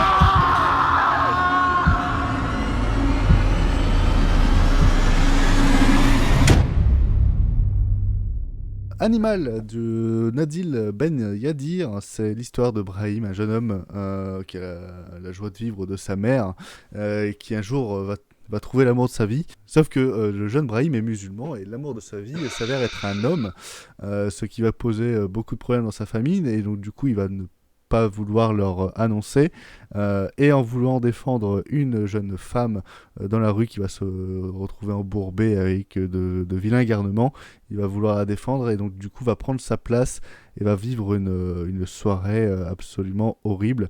C'est une histoire vraie, c'est le premier meurtre revendiqué gay de Belgique, si je ne me trompe pas. C'est un film qui est absolument marquant, troublant, déstabilisant, mais en tout cas, moi, de ce que je pense, c'est pour moi l'un des très grands films de cette année. Pourquoi? Et ça, je vais vous le dire très rapidement. C'est un film en fait qui remet en cause la violence au cinéma, comme a pu le faire Irréversible à l'époque, par exemple de Gaspard Noé. C'est-à-dire que c'est un film qui va vous montrer frontalement toute la violence que ce jeune Brahim a subie, toute cette maltraitance, toute cette torture qu'il a subie de la part de 4 personnes. Et Nadil Ben Yadir va, de manière complètement assumée et sincère dans la démarche, reconstituer presque mouvement par mouvement les enregistrements qui ont été pris au smartphone par les tortionnaires, par les criminels et par aussi les tueurs, hein, parce qu'ils ont fini par le tuer en le torturant comme ça. Et tout ceci va mettre le spectateur dans un malaise profond, surtout que ça se passe en plein milieu du film et que du coup il reste un troisième acte où on suit ce que vont devenir en particulier l'un des agresseurs, et cette violence va jamais vraiment être remise en cause du coup dans cette troisième partie où on va voir un des agresseurs vivre sa vie et profiter tendrement. Tout ça est filmé, géré à la perfection. Les acteurs jouent parfaitement bien. À la limite, on croirait voir les enregistrements de l'époque de 2012. Et en même temps, il y a des partis pris qui sont dedans que je trouve hyper courageux de sa part. Tellement courageux qu'il s'avère que pendant sa première semaine d'exploitation, elle a été diffusée que dans 16 salles en France. Tellement on se doutait que l'accueil critique allait être assez désastreux parce que forcément c'est un film qui est très douloureux à voir, mais c'est un film que moi je pense que je vais soutenir tout le long de l'année et qui ne vous étonnez pas si vous le voyez dans un de mes tops à la fin d'année, tellement c'est un film qui m'a chamboulé, retourné, et je pense que pour mes deux comparses qui l'ont vu, notamment Margot, et ça l'a beaucoup troublé. Margot, qu'est-ce que tu peux nous en dire très rapidement? Bon, pour recontextualiser, en fait, le crime de Brahim, c'est passé en 2012. C'est le premier crime qui, juridiquement, en Belgique, a été désigné comme un crime homophobe. Parce qu'avant, en fait, juste que ça n'existait pas. Ce qui est quand même assez terrible de se dire qu'il dans 2012 pour que ça arrive, parce que je pense qu'il y en a eu bien d'autres avant. T'as dit le plus gros du film, c'est vrai que c'est un film qui est interdit aux moins de 16 ans, et à raison, parce que... Ouais, voilà, il y a la première partie que je trouvais déjà très intéressante où en fait on suit juste Brahim lors de la fête d'anniversaire de sa mère. Il y a des longs plans séquences où tu as tous les enjeux qui se mettent en place, où tu comprends qu'il y a il y a son frère qui est au courant de son homosexualité, mais qui lui dit en gros n'en parle pas non plus, faut pas non plus faire trop de vagues. Ce qui l'emmène à se retrouver devant ce barguet, puisqu'il devait retrouver son copain à ce moment-là. Et advienne ce qu'il advient, il se retrouve coincé dans une voiture avec quatre personnes qui finissent par le torturer. Sachant que la deuxième partie, elle dure pas très très longtemps, elle dure une quinzaine de minutes. On a l'impression qu'elle dure pas tant que ça. En vrai, on dirait, mais... il me semble que j'ai regardé 25-30 minutes. En vrai, pour moi, le film, ouais, en fait, j'ai regardé, minutes. Pas sûr, parce que j'ai regardé après que j'ai fait une interview avec le réalisateur. Et en fait, non, ça dure pas si longtemps que ça. Mais bref, dans tous les cas, c'est quand même une séquence qui est très très compliquée à voir. Enfin, à regarder frontalement, il y a des moments où j'ai dû détourner la tête parce que c'était quand même assez compliqué. Et comme tu disais, ça remet la notion de violence au cinéma sur le tapis. Et ce qui fait que aussi le film se prend un gadin énorme par la critique, et c'est un truc que j'aimerais défendre parce que voilà, j'ai vu beaucoup de retours disant que c'était juste pas de la violence gratuite, mais c'était une mise en scène un peu facile d'utiliser la recontextualisation comme ça avec des smartphones, sans vraiment de parti pris derrière. Alors que justement, il y a un vrai parti pris, et c'est un parti pris non seulement du réalisateur, mais aussi du père de la victime. Il faut savoir que le père de la victime a été consultant sur ce film, forcément, sans avoir vu le film bien sûr, mais c'est le père de la victime qui a voulu vraiment que le réalisateur montre cette violence-là dans le film. Donc voilà, je trouve les critiques un peu injustes sur ce point-là, mais au-delà de ça, je trouve le film très bien maîtrisé, très bien écrit. Je ressors de là, c'est compliqué à gérer, mais je trouve que c'est vraiment un gros coup de maître qu'a fait Nabil Ben Yadir, et ça reste pour le moment un de mes films. Enfin, c'est le genre de film Je sais pas, ouais, non, qui restera, je pense, d'ici là, la fin de l'année, ça reste dans la tête. Il y a des images qui restent dans la tête, qui bougent pas, Ouais, non, et puis voilà. tu peux pas dire que c'est un de tes films préférés de cette année. En fait, la consonance de la phrase ne marche pas avec le sujet. Mais c'est terrible. Mais non, mais je veux dire, mais bien sûr, mais tu vois, c'est terrible. Le film, tu sais, tu as envie de dire le film est génial, mais tu dis le film est génial, mais non, il est pas génial Oui, dans ce bah qu'il non. raconte. C'est clair. Mais on s'est compris. Oui, je sais, non, je sais. William, est-ce que tu es d'accord avec nous ou est-ce que tu es un peu plus réticent sur Animal? J'ai beaucoup aimé. Alors c'est quand même particulier d'évoquer ce film parce qu'effectivement, je dirais que le problème majeur qui se pose à ce genre de proposition, c'est comment en fait on peut interpréter la position du metteur en scène. Et là, on nous montre la violence sur des points de vue différents. C'est-à-dire qu'on a la victime, on a les agresseurs et on a le meurtrier. Donc c'est-à-dire celui qui donne le coup final, enfin celui qui est vraiment celui qui a tué la victime. Et je sais que pas mal de critiques presse ont reproché justement au réalisateur de quelque part se sortir d'une démarche pédagogue en adoptant une sorte de multiplicité des points de vue, dans la mesure où finalement on va rester avec le bourreau à la fin du film.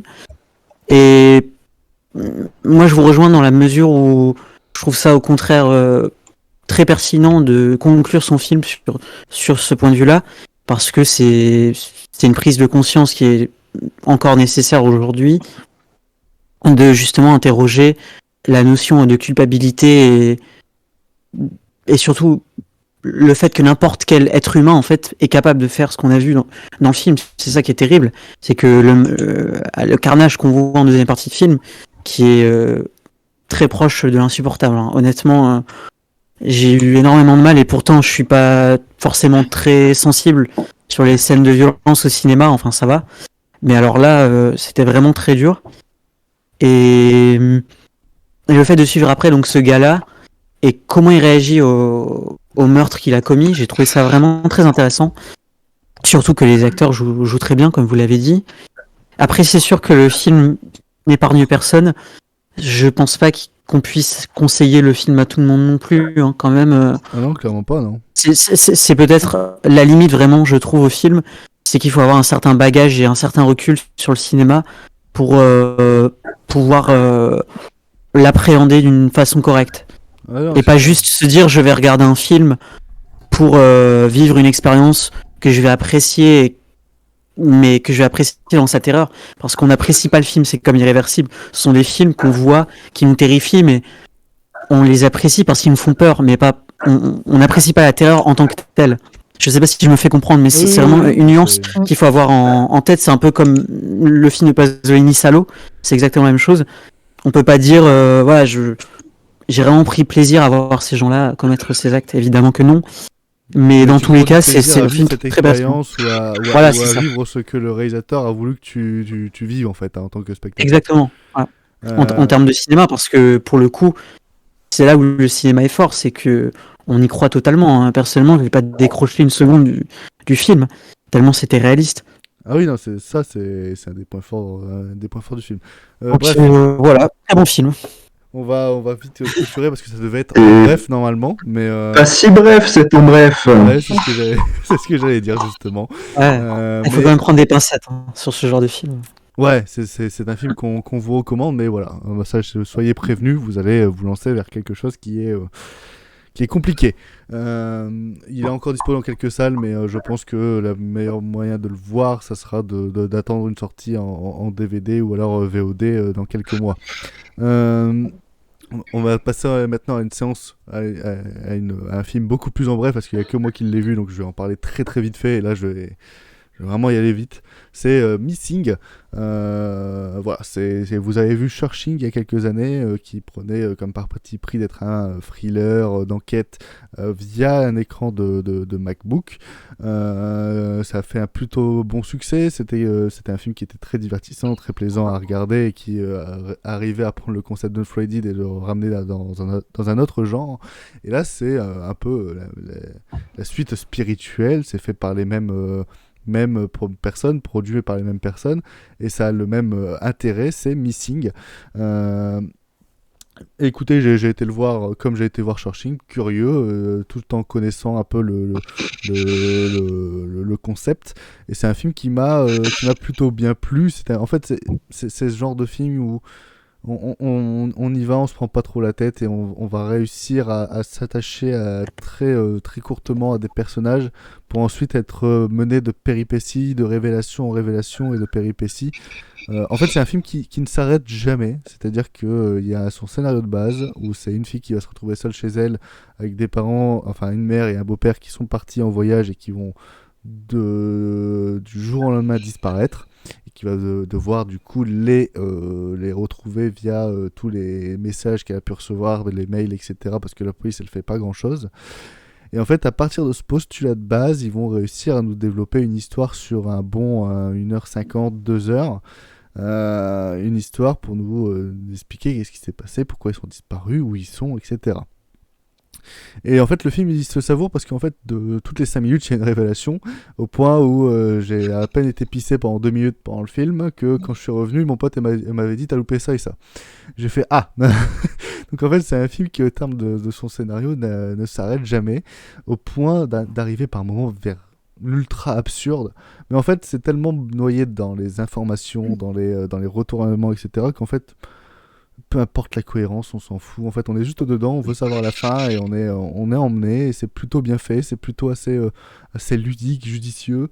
Le casting, que ce soit principal comme de soutien, est plutôt prenant. En fait, c'est des têtes connues, auxquelles on arrive à s'attacher. Ouais, le seul problème que j'ai, c'est avec justement ce scénario qui, des fois, part dans vraiment tous les sens. Et là où on était sur une disparition au début, se finit par un enlèvement et toute une mafia derrière. Enfin, mafia, double identité, etc. Ça paraît un peu trop gros, mais bon, si vous cherchez un divertissement en ce moment au cinéma, allez plutôt voir ça plutôt qu'Ant-Man. Parce qu'au moins, même si c'est un peu con parler sur les bords, ça ne vous prend pas pour un con. Mais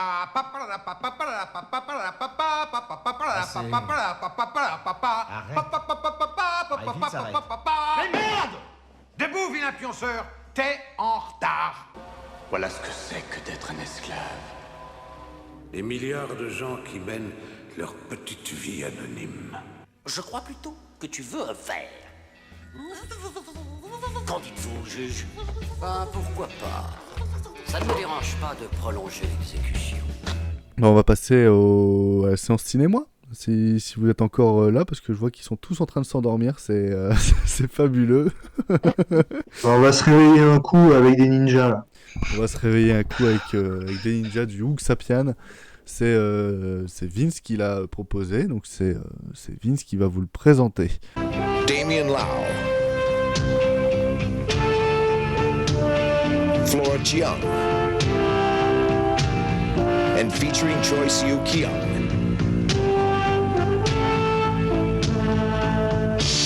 In director Ching Siu-dong's masterpiece of epic adventure,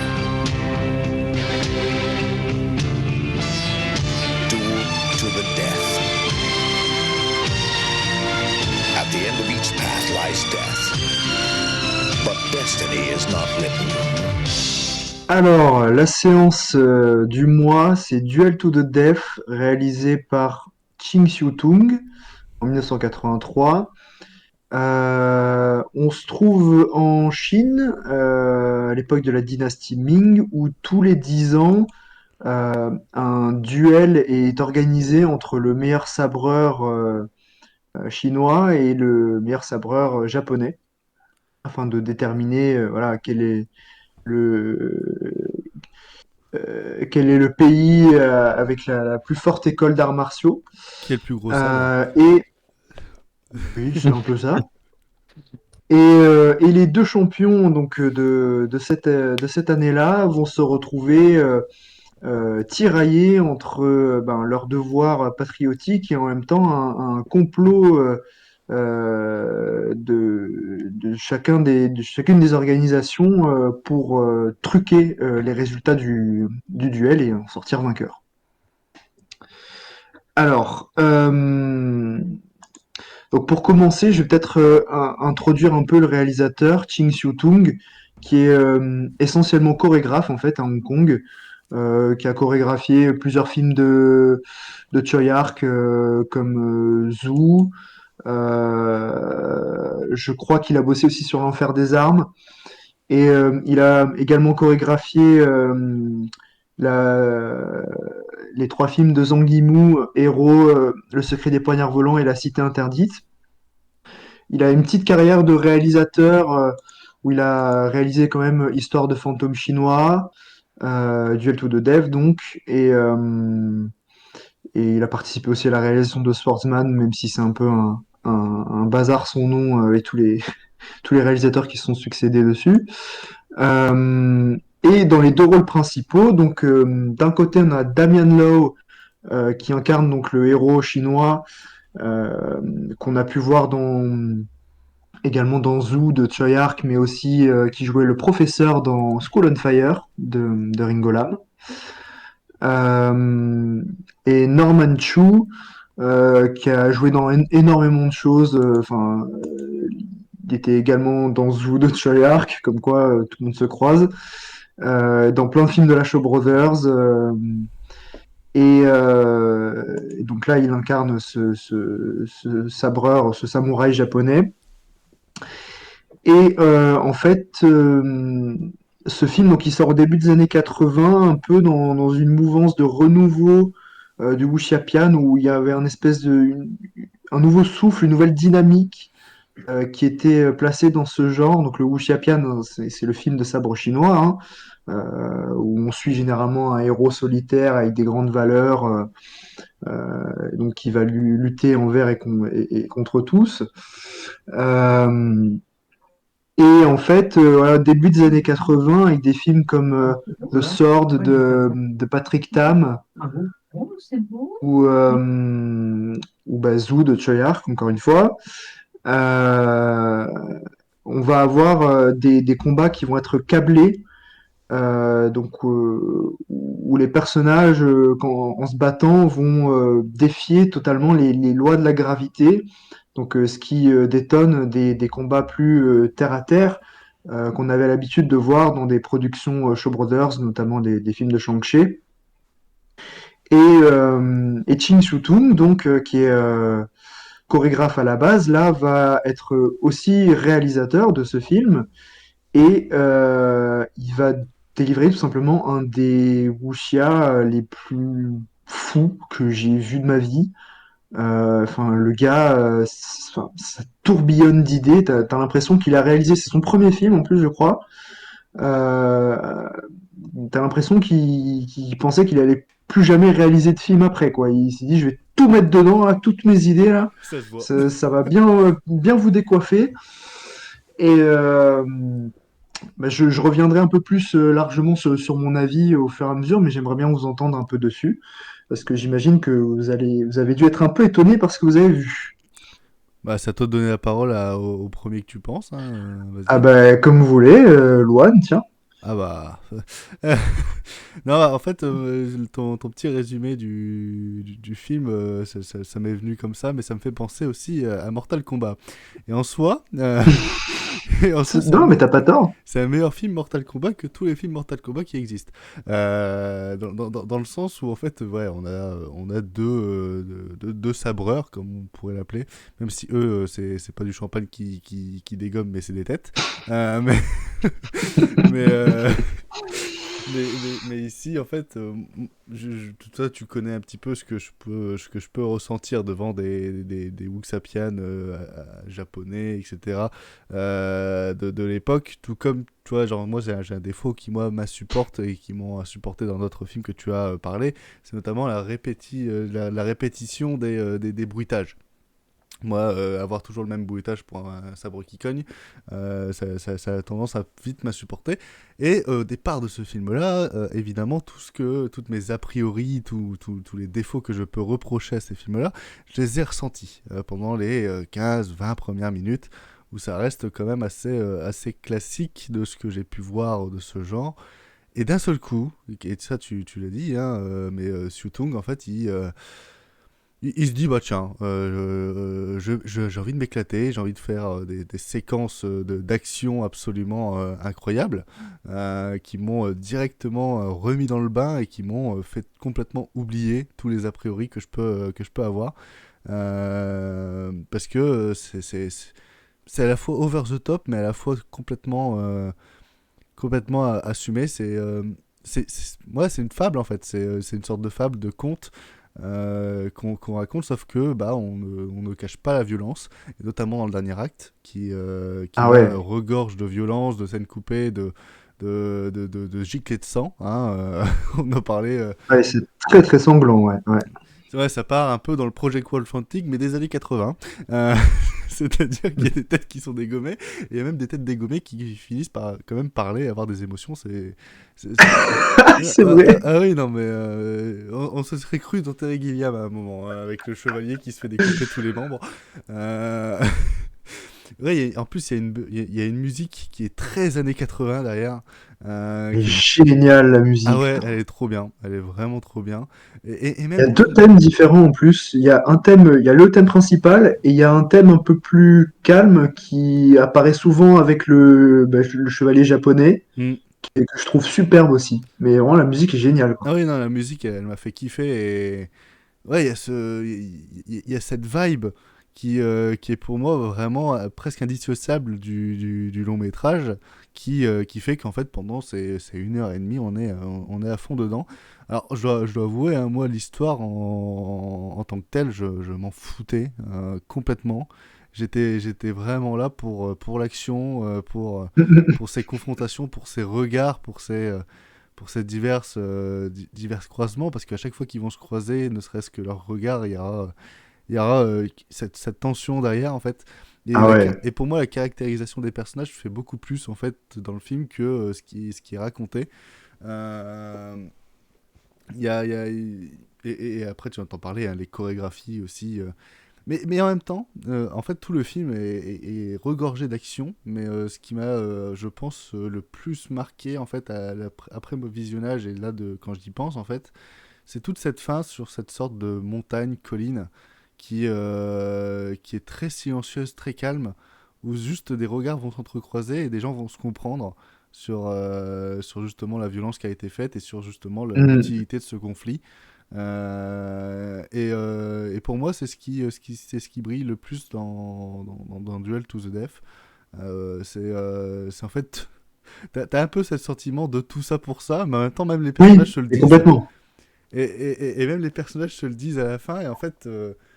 Bah ouais, non, j'ai été dedans et j'ai adoré. Vraiment, j'ai vraiment adoré, et j'ai presque envie de le revoir et de le posséder, en fait. Même, bon, on le sait, hein, il est disponible qu'en Blu-ray import, parce que, bah, évidemment. Mais ouais, j'ai presque envie de me le commander et de le posséder chez moi, tellement j'ai pris mon pied et j'ai kiffé mon visionnage. Voilà. Ben, super. Qui veut se lancer, Margot, peut-être? Allez, moi, la plupart, je suis assez d'accord avec tout ce que Luan a dit. Je vais pas en rajouter énormément dessus. C'est vrai que j'en ai déjà vu pas mal, enfin pas mal. J'en connais quelques-uns de ce genre de films. Et Oui, c'est t'as vu vrai, des je films partais avec, de Shang-Chi, toi, c'est vrai. ouais. Et tu sais, il y a ce truc où après, j'en ai vu sans en avoir trop vu, tu vois. Et il y a un peu, pas cet a priori, mais un peu ce truc de, il y a une période où je regardais pas mal, puis j'ai arrêté d'en regarder un peu parce que j'avais un peu la sensation de voir toujours un peu la même chose, sans que ce soit forcément Pas tous les mêmes, il y en a marre. dans un... Sans que ce soit forcément connoté vraiment négativement, tu vois, mais j'avais toujours tu sais à quoi t'attendre, en fait. Et c'est vrai qu'au Oui. bout d'un moment, ça peut lasser. Donc là, je me suis dit, c'est vrai que je partais un peu avec cet a priori de je pense savoir ce que je vais voir à peu près. Puis le mec te fait non, non, pas du tout. Elle ment, Et c'est ce qui rend le truc. Elle ment parce qu'il y avait quand même mes messages en mode Louane qui envoie putain, c'est trop cool. Donc elle ment un petit peu. Mais Ok. et du coup, non, je trouve le film te prend par surprise à plein de moments. L'action, moi vraiment la dernière partie, j'ai à un moment donné, je crois que j'ai tourné la tête juste 2 secondes pour faire un truc. J'ai l'impression qu'il s'est passé 42 choses pendant T'as les loupé 3 3 meurtres secondes en une demi-seconde. c'est vraiment, je suis à la moitié des gens de l'écran qui sont morts, je comprends pas, j'ai tourné la tête 2 secondes, qu'est-ce qui s'est passé? Je trouve les savoir japonais et chinois très bien caractérisés, très, très intéressant. La relation qui unit les deux, je trouve très, très, très, très belle. Et puis, non, j'avoue que pour un Wu Champion, c'est surprenant. Et quitte à. Enfin, ouais, non, j'aurais pas d'autres mots parce que vraiment, je crois que j'étais juste là à la fin, j'ai fait ah, ok, ok. Je veux plus rien. C'est vraiment le truc, je fais ok, il n'y a plus rien d'autre qui existe, moi ça me va.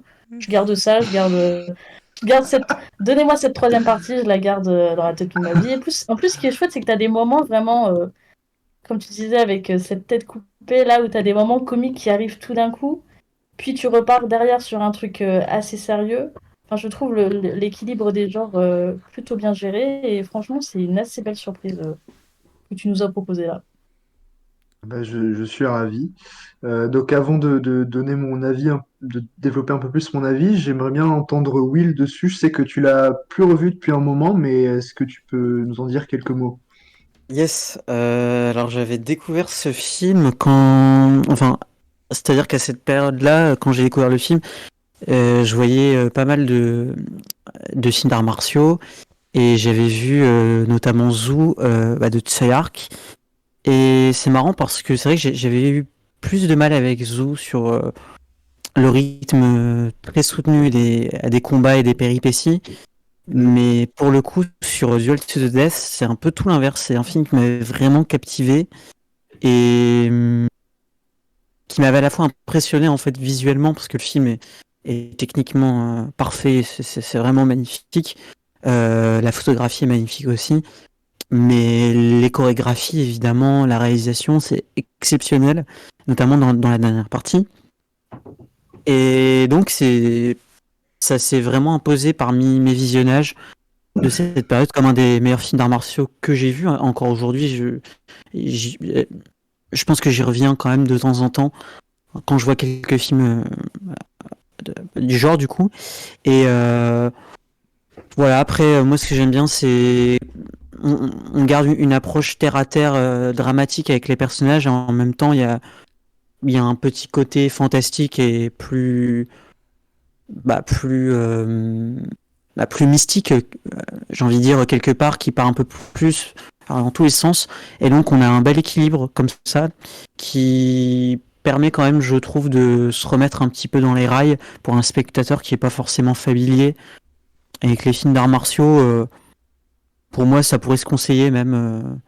On n'a pas forcément besoin d'avoir vu énormément de films d'arts martiaux pour l'apprécier, je pense. Bah, j'en suis la preuve. Donc, voilà.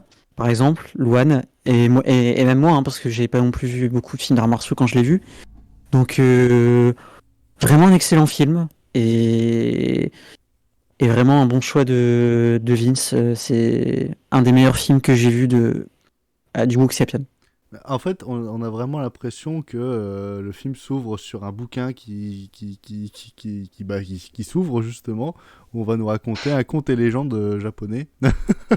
Et justement, à la fin, du début jusqu'à la fin, on a l'impression d'être dans un univers parallèle, mais quelque chose qui a pu se passer, ou une mythologie très lointaine de l'histoire japonaise et chinoise. Et ouais, non, c'est très plaisant de sortir de ce cadran très historique. On va vous raconter quelque chose de la grande histoire de Chine ou de Japon pour rentrer dans une fiction complètement allumée, mais en même temps, comment dire, c'est une histoire en fait qu'on pourrait juste raconter à des enfants pour s'endormir en oubliant tout le côté violent. Et en rajoutant une sorte de petite fantaisie derrière pour essayer d'émerveiller et de réactiver justement l'enfant qu'on essaie d'endormir. Et en même temps, non, ça fait le taf et franchement, j'ai vraiment beaucoup aimé. Ok, bah écoutez, moi je vais développer un peu plus sur pourquoi j'aime autant ce film. C'est que, bah, on l'a dit, en fait, les chorégraphies et la mise en scène sont complètement dingues, mais vraiment, mais il y a un nombre d'idées, et parfois à la seconde, qui est assez ahurissant. Mais dans ce tourbillon qui peut paraître presque foutraque, en fait, ça ne l'est pas du tout. Si tu regardes précisément le découpage et le montage, en vrai, c'est une précision, mais redoutable, et ça fonctionne de fou, que ce soit pour amener l'attention ou provoquer une espèce de frénésie dans les mouvements des combats. C'est complètement dingue. En plus, alors moi, ce que j'aime bien aussi, c'est que on a un peu un mélange entre voilà, c'est cette nouvelle dynamique du Wuxiapian avec les combats câblés du début des années 80 et le côté un peu code d'honneur, Heroic Bloodshed qu'on retrouvait dans les films de Shang-Chi. Donc, enfin, typiquement, la relation entre le chevalier chinois et le samouraï, c'est une relation voilà, qui est basée sur le respect mutuel et l'honneur. Et tu sens que les deux, en fait, se questionnent sur l'utilité de leur combat. Est-ce qu'ils sont vraiment obligés de se battre? Est-ce qu'ils sont pas juste en train de servir des intérêts de personnes plus haut placées? Et en plus, voilà, dans ce complot qui essaye de truquer l'issue du combat pour désavantager un des combattants, il se pose aussi beaucoup de questions et ce traitement aussi il est intéressant parce que c'est un film hongkongais, donc tu pourrais penser que il y aura, la Chine aura le beau rôle, ou en tout cas sera plus mise en valeur, et en fait, pas tant que ça. Je trouve que l'approche est quand même loin d'être manichéenne. Donc ça, c'est vraiment intéressant. Et ouais, je reviens aussi un peu sur le style. Dans les mouvements des personnages quand ils se battent, quand ils sautent, notamment quand ils font tous ces sauts impressionnants, j'ai l'impression de voir une prolongation du style des films de King Hu. Pour ceux qui en ont vu, donc que ce soit A Touch of Zen, Raining Ah in oui, the ouais. Mountain, etc. Ah, je suis Il y a, d'accord avec toi. il y a des mouvements des corps et des costumes qui me rappellent beaucoup ce qu'on voyait dans les films de King Hu, mais là du coup beaucoup plus aérien encore, et ça me plaît beaucoup. Et en plus, il y a une variété dans les styles de combat qui est assez géniale, parce que ben, d'un côté, tu as le C'est vrai sabreur ça. chinois, donc qui est vraiment pur kung-fu et technique de sabre chinois. De l'autre, tu as le samouraï, et tu as aussi des techniques ninja, parce que il y a l'organisateur donc, qui vient avec le samouraï, l'organisateur japonais qui est joué par Eddie Ko, d'ailleurs un des seconds rôles que j'aime le plus voir à Hong Kong, et qui est là avec toute sa bande de ninjas pour comploter. Et les techniques des ninjas, on en voit un nombre incalculable. Et alors, si vous aimez Naruto ou juste les ninjas de base, mais vous allez vous régaler. Il y a des techniques, mais complètement invraisemblables. C'est un délice absolu. Enfin, c'est un film, il dure 1h26. C'est bien tassé, l'histoire, il n'y a pas de bout de gras. Exactement. Tout est bien caractérisé. Il y a de l'action quand il faut, ça dure le temps qu'il faut. Et vous allez juste vous amuser, passer un super moment. Et il y a une vibe en plus, tu t'en as parlé, Louane, un peu crépusculaire, je trouve. Euh, avec ce destin un peu inéluctable qui pèse sur les deux personnages qui savent qu'en fait ils sont foutus, ils vont être obligés de se battre et de se battre à mort et qu'ils savent pas s'ils vont en réchapper. Et c'est juste superbe en fait. Enfin, moi vraiment je pèse mes mots, c'est un des meilleurs films de sabre chinois que j'ai vu de ma vie et je commence à en avoir vu un paquet maintenant, donc c'est pas peu dire quoi. Et effectivement, il est très accessible même aux néophytes des films d'arts martiaux, je trouve. Et ce qui est fort aussi, je trouve, c'est que le film est jamais grand guignolesque, alors que vraiment ça peut tomber dans une surenchère et quelque chose d'assez ridicule. Et honnêtement, pas du tout. Et c'est vrai que c'était la crainte que j'avais avant de lancer le film à l'époque. Et j'ai pas du tout Non, senti. mais il y a une vraie maîtrise hein, de la caméra, de la photographie, du montage et du découpage. T'as l'impression, comme tout va très vite, tout est très frénétique, t'as l'impression que c'est un peu, voilà, que c'est un peu foutraque, mais non, en vrai, il y a une maîtrise de fou. Enfin, Ouais, c'est moi, je suis assez impressionné à chaque fois quand je vois ce film et ouais, bah, cette ambiance crépusculaire et la musique qui participe à l'atmosphère du film comme ça, c'est bonheur. C'est un bonheur. D'ailleurs, en parlant de ça, parce que tu as parlé de Kingu, mais j'espère qu'on parlera une fois du film, de son film A Touch of Zen, son fameux chef-d'œuvre, j'ai envie de dire. Ah bah, moi j'aimerais bien qu'on en parle une fois, mais il dure 3 heures, donc Ouais, il faudra dure voir 3 avec heures. Monsieur Mais... Loan s'il est d'accord. Oh, quoi. j'en ai ras le cul. Quelle merveille, quelle merveille. C'est bon, hein, laissez-moi le temps. Je pourrais te Enfin, passer ouais, je pourrais te passer le Blu-ray en plus. Luan. Bon, je pourrais Ah oui, l'acheter, ben voilà. ça c'est pas un problème. C'est plus Voilà, le en tout cas, je suis très content de vous avoir proposé ça. Tu m'avais demandé un film d'action, j'ai dit ah bah là il va en prendre pour son argent. Donc Ouais, non, voilà, mais je suis ravi que ça vous ait plu. ça va. C'est pas ce que je pensais. C'était pas les a priori que je pensais avoir. Et ça, Ouais. j'aime quand on me prend comme ça à revers. Ça, c'est une victoire. Et d'ailleurs, je trouve que l'affiche du film est magnifique. Hein. Je sais pas si c'est la Ah même ouais. qui est sur Letterboxd, pour les Britanniques, les Américains. C'est Mais... celle avec les deux visages de c'est profil ça. de chaque Non. côté ou... Ah non. Non, en gros, t'as non, les tout. deux combattants et t'as le titre en rouge. Ah, donc c'est pas Ouais, celle t'as qui est les sur deux Sens combattants Critique. sur le rocher là. Ah non, c'est pas celle sur Sens Critique, je parle de celle sur Letterboxd surtout. Ah oui, bah voilà, c'est celle-ci. Qui est vraiment sublime. Et l'édition Blu-ray, t'en parlais, Loane, effectivement, il n'y a qu'une édition import, donc sortie chez Eureka actuellement, avec sous-titres anglais, mais enfin, de toute façon, si vous avez des notions en anglais, vous inquiétez pas, c'est pas des dialogues de fou, donc vous allez pas être perdu. Ah oui, surtout Et que comme j'ai dit, pour moi l'histoire n'est pas le plus passionnant dans le film. Donc même oui, si, voilà. si vous lancez le film sans comprendre un mot d'anglais ou sans comprendre un mot de mandarin ou de japonais, je sais pas c'est quoi la langue, vous pouvez parfaitement comprendre le film rien qu'avec les caractérisations des personnages sur le plan de la mise en scène. Et bah écoutez, on va vite passer au Monsieur Personne, pareil, qui vous sera présenté par le bon Vince. Comment oses-tu me tourner le dos? Esclave!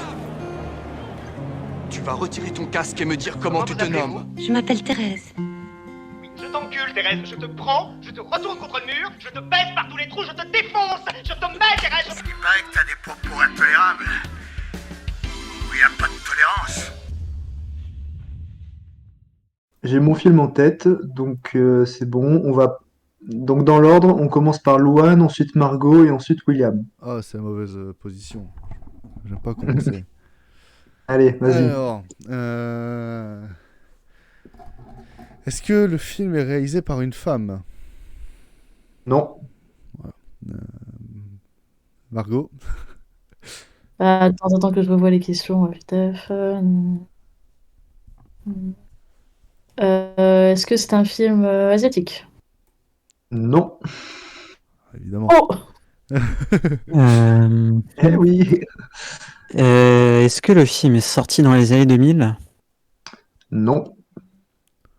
Est-ce que c'est un film sorti dans les années 80?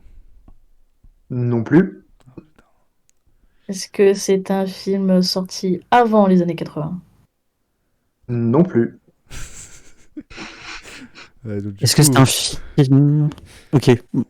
Bon, du coup, je poursuis. Est-ce que c'est un film américain? Un film américain, pardon. Oui, c'est un film américain. Est-ce que c'est un film qui a coûté plus de 100 millions de dollars? Oula, j'ai pas le budget en tête, mais ça m'étonnerait fort. Non, non, c'est pas un film qui a dû coûter très cher. Tu sais que t'as le droit à Wikipédia, hein. Oui, je peux vérifier, mais vu de nez, c'est pas 100 millions, c'est beaucoup moins. Bah, profite d'avoir la page Wikipédia, parce que si on te pose des questions précises... Très bien. Vas-y, Margot. 49 millions, si tu veux savoir. Ah bah, super, merci. Ah. Je voulais pas le dire. Ah ouais, ça te donne un petit indice. Oh là là, est-ce que le film est passé au Festival de Cannes? Il me semble pas. Bon, je vérifie. Je pense pas. Est-ce qu'il s'agit d'un premier film pour le réalisateur? Non. Et effectivement, il n'a pas été... Attends. Ah? Ok, Alors, qu'est-ce qui... Ah si, il a été à Cannes, ouais. Il a été diffusé à Cannes, je sais pas s'il était en compète par contre. J'arrive pas à savoir là.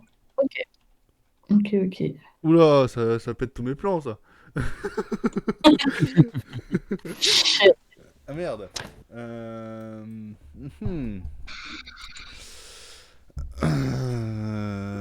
Deux secondes. Putain de merde. Tac. Ah, j'avais tout un schéma. Est-ce que le film fait partie d'une saga? Non. Non. Ok, bon.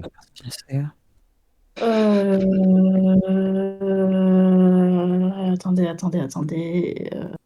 C'est- Est-ce que le réalisateur a aussi réalisé des séries? Non. Est-ce qu'une romance est au centre de l'intrigue ou... Ouais, au centre de l'intrigue. Oui. Oh putain. Ok. Est-ce que c'est un film dans les années 2010? Non. Putain, ouais, non mais... C'est bon. Fais chier. Hein. Ah putain. Je passe mon tour, j'ai pas de... Alors, moi j'ai une question particulière. Est-ce que il y a un échange de lettres qui est au sein du film qui a son importance? Non. Ok. Ok, bon. Je peux éliminer ma proposition.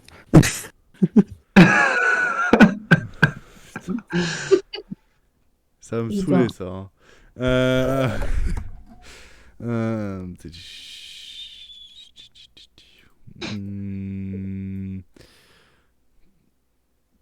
Est-ce que la tête d'affiche du film est encore une tête d'affiche aujourd'hui rentable? Waouh. Question marketing. Ouais. Je dirais que c'est moyennement bankable. Ça reste un gros nom, mais... Ok. Super. Ça veut tout dire, rien dire. Ouais. Est-ce que le film dure plus de 2 heures? Oui.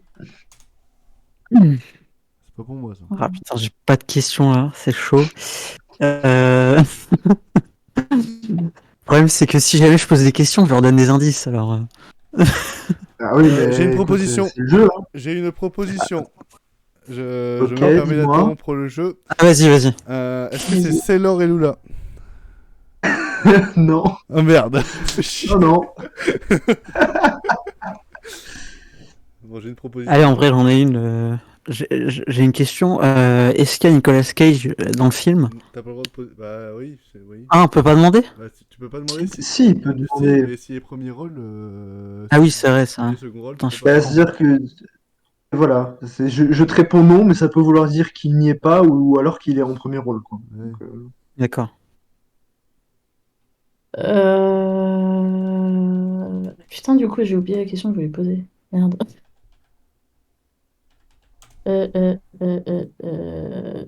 Est-ce que... Est-ce que le titre du film est composé de 2 mots? Enfin, est-ce qu'il y a 2 mots dans le film, quoi? Le nombre de mots. Oui. Ok. Oh putain, non. Vous me faites flipper, hein, j'en ai ras le cul. Hein. Ouais, vas-y, je passe mon tour. On m'a tour. pas passé, J'ai moi. pas dit. Est-ce Non, que- vas-y, tu peux y aller. Ah, si, oui. Si. Effectivement. Donc j'ai droit à 2 questions, du coup. Non, une. Oh merde. C'est juste Margot qui t'a grillé, c'est tout. Aïe, aïe, aïe, aïe. Est-ce que c'est un film sorti en 1992? Oui. Est-ce que c'est Basic Instinct? Oui. Oui. Yes. Yes. Ah, bien joué. C'est à moi de choisir le film. Attends, mais comment t'as fait pour trouver? En fait, il m'a dit le budget. Il a dit 49 millions. Il a dit que c'était à Cannes. Et en fait, je savais que c'était dans les années 90. Donc du coup, j'ai fait tous les films, tous les festivals années 90 de Cannes. J'ai regardé tous les films. Et du coup, il a quand même posé le truc en 2 mots. Moi, j'ai vu Basic Instinct en 92. Avec une histoire d'amour au milieu, bah voilà. Il aurait pas dit le budget, j'aurais été un petit peu plus niqué. Et bah du coup, on va choisir le film. Alors, qu'est-ce que je choisis? Écoutez, Ne nous troll pas, je t'en supplie. Écoutez, on va être clair. J'ai proposition 1, proposition 2, proposition 3. Dites-moi Et quelle on a le droit de proposition. voter? Non. Vous me dites juste, sans savoir, proposition 1, 2 ou 3. Alors j'ai peur. je fais pas confiance à la proposition 1 parce que c'est le premier truc débile qu'a tu lu venir. C'est vrai ça. Faites attention. Moi, j'aurais dit proposition 2. Moi, j'aurais dit 3 parce que le 3 est peut-être plus sérieux que les 2 autres. Mais... Faut vous mettre d'accord. Faut vous mettre d'accord. Allez, on peut partir sur le 2. Hein, si vous êtes chaud. Sur le 2? Allez, sur le 2. Le 2. Désolé. Ne switch pas dans ta tête, hein, parce qu'on sait pas ce que c'est. Ah non. La proposition 1, c'était Dog Pound de Kim Chapiron. La proposition 3, c'était Photo Obsession avec Robin Williams. Et la proposition 2, c'était Electra. Ah non. Non, c'est pas possible. On va passer de Duel to the Death à Electra. Allez, je suis pas là à la prochaine émission. Hein. Salut. Alors, du coup, ce sera l'occasion pour moi de rattraper le Daredevil. Parce que je l'ai toujours pas vu. C'est pour ça que, en fait, pour être franc, je veux parler d'Electra pour parler en fait des films de super-héros des années 2000. Donc Catwoman, Electra, Daredevil, etc. Et prendre Electra parce que pour moi c'est à partir de ce film-là que les studios ils ont commencé à partir en couille et à se dire bah tiens on va peut-être faire partir dans des trucs plus sérieux. Voilà pourquoi j'ai choisi Electra pour un peu plus argumenter. Mais sinon non, ça va nous permettre de parler justement de Catwoman, de Blade, de Daredevil, notamment Daredevil 1 Director's Cut. La prochaine fois, quoi. Hein, de quoi? C'est tout. C'était juste pour caler Catwoman pour la prochaine fois, quoi. Ouais, par contre, sans dire Catwoman. Je revois pas le film. Hein. Je crois que je l'ai vu 5 fois en étant gosse. Ah bah. Non, mais j'en parlerai, mais du coup c'est Electra, je suis désolé. Je me suis dit, putain, je vais mettre le truc au milieu, ils vont jamais se dire... Ils vont se dire, bah non, il va forcément mis au milieu. Et bah non. Ah, punaise. Allez, Il nous a brain. bravo. Et bah écoutez, c'était le Monsieur Personne, et c'était à mon tour de les niquer. Tiens. Super. Rendez-moi mon kéchiche. Surtout qu'ils vont devoir être présents parce que la prochaine émission ensemble, on va devoir parler de John Wick. Et je sais que beaucoup ont envie de parler de John Wick. Que ce soit pour dire bien, du bien John Wick, ou du mal. Et bah écoutez, c'était la fin de ce Monsieur Personne, et c'est la fin également de cette émission. Une émission... s'il en fut, s'il en est, plutôt sympathique. Et merci à vous d'être encore ici présents. Petite pensée à Jérém qui a dû nous libérer pour une histoire de chat. Je ne développerai pas. Pour la faute des chats. Toujours la faute des chats. C'était la faute également. Putain, je m'en souviens. C'était la faute également la dernière fois avec Jack aussi, qui n'a pas pu participer à cause d'un chat. Je m'en souviens aussi. Merci Margot de ta présence malgré ton sommeil profond qui t'appelle. Avec grand plaisir. Merci à toi Vince d'avoir conseillé un film qui m'a plu. De rien, je suis le premier avis. Et merci à toi Will de t'être déplacé pour aller voir le Marvel. Ouais, c'était pas un plaisir, mais ça m'a permis de constater le niveau pitoyable du Marvel Cinematic Universe. Écoute. Effectivement. Et merci à vous, chers auditeurs, de nous écouter. C'était l'émission de mars. On se retrouve, si tout se passe bien, dans quelques semaines. Sinon, pour l'épisode sur John Wick 4 et également Electra, pour vous le rappeler. N'hésitez pas à nous suivre sur Twitter, Instagram, allez voir le site, etc. Tout est répertorié dans la description. C'était votre cher hôte Louane et toute l'équipe de C'est quoi le cinéma et de C'est quoi le cinéma. À très bientôt. Bisous. Alors, infidèle, on s'en va sans dire au revoir? Mais pas du tout. Au revoir, messieurs, dames. C'est ça la puissance intellectuelle. Bac plus 2, les enfants. On se dit au revoir pour un petit moment. Juste un petit moment. Vous pourriez pouvoir te tirer sans dire au revoir? D'accord. La prochaine fois, c'est moi qui conduis.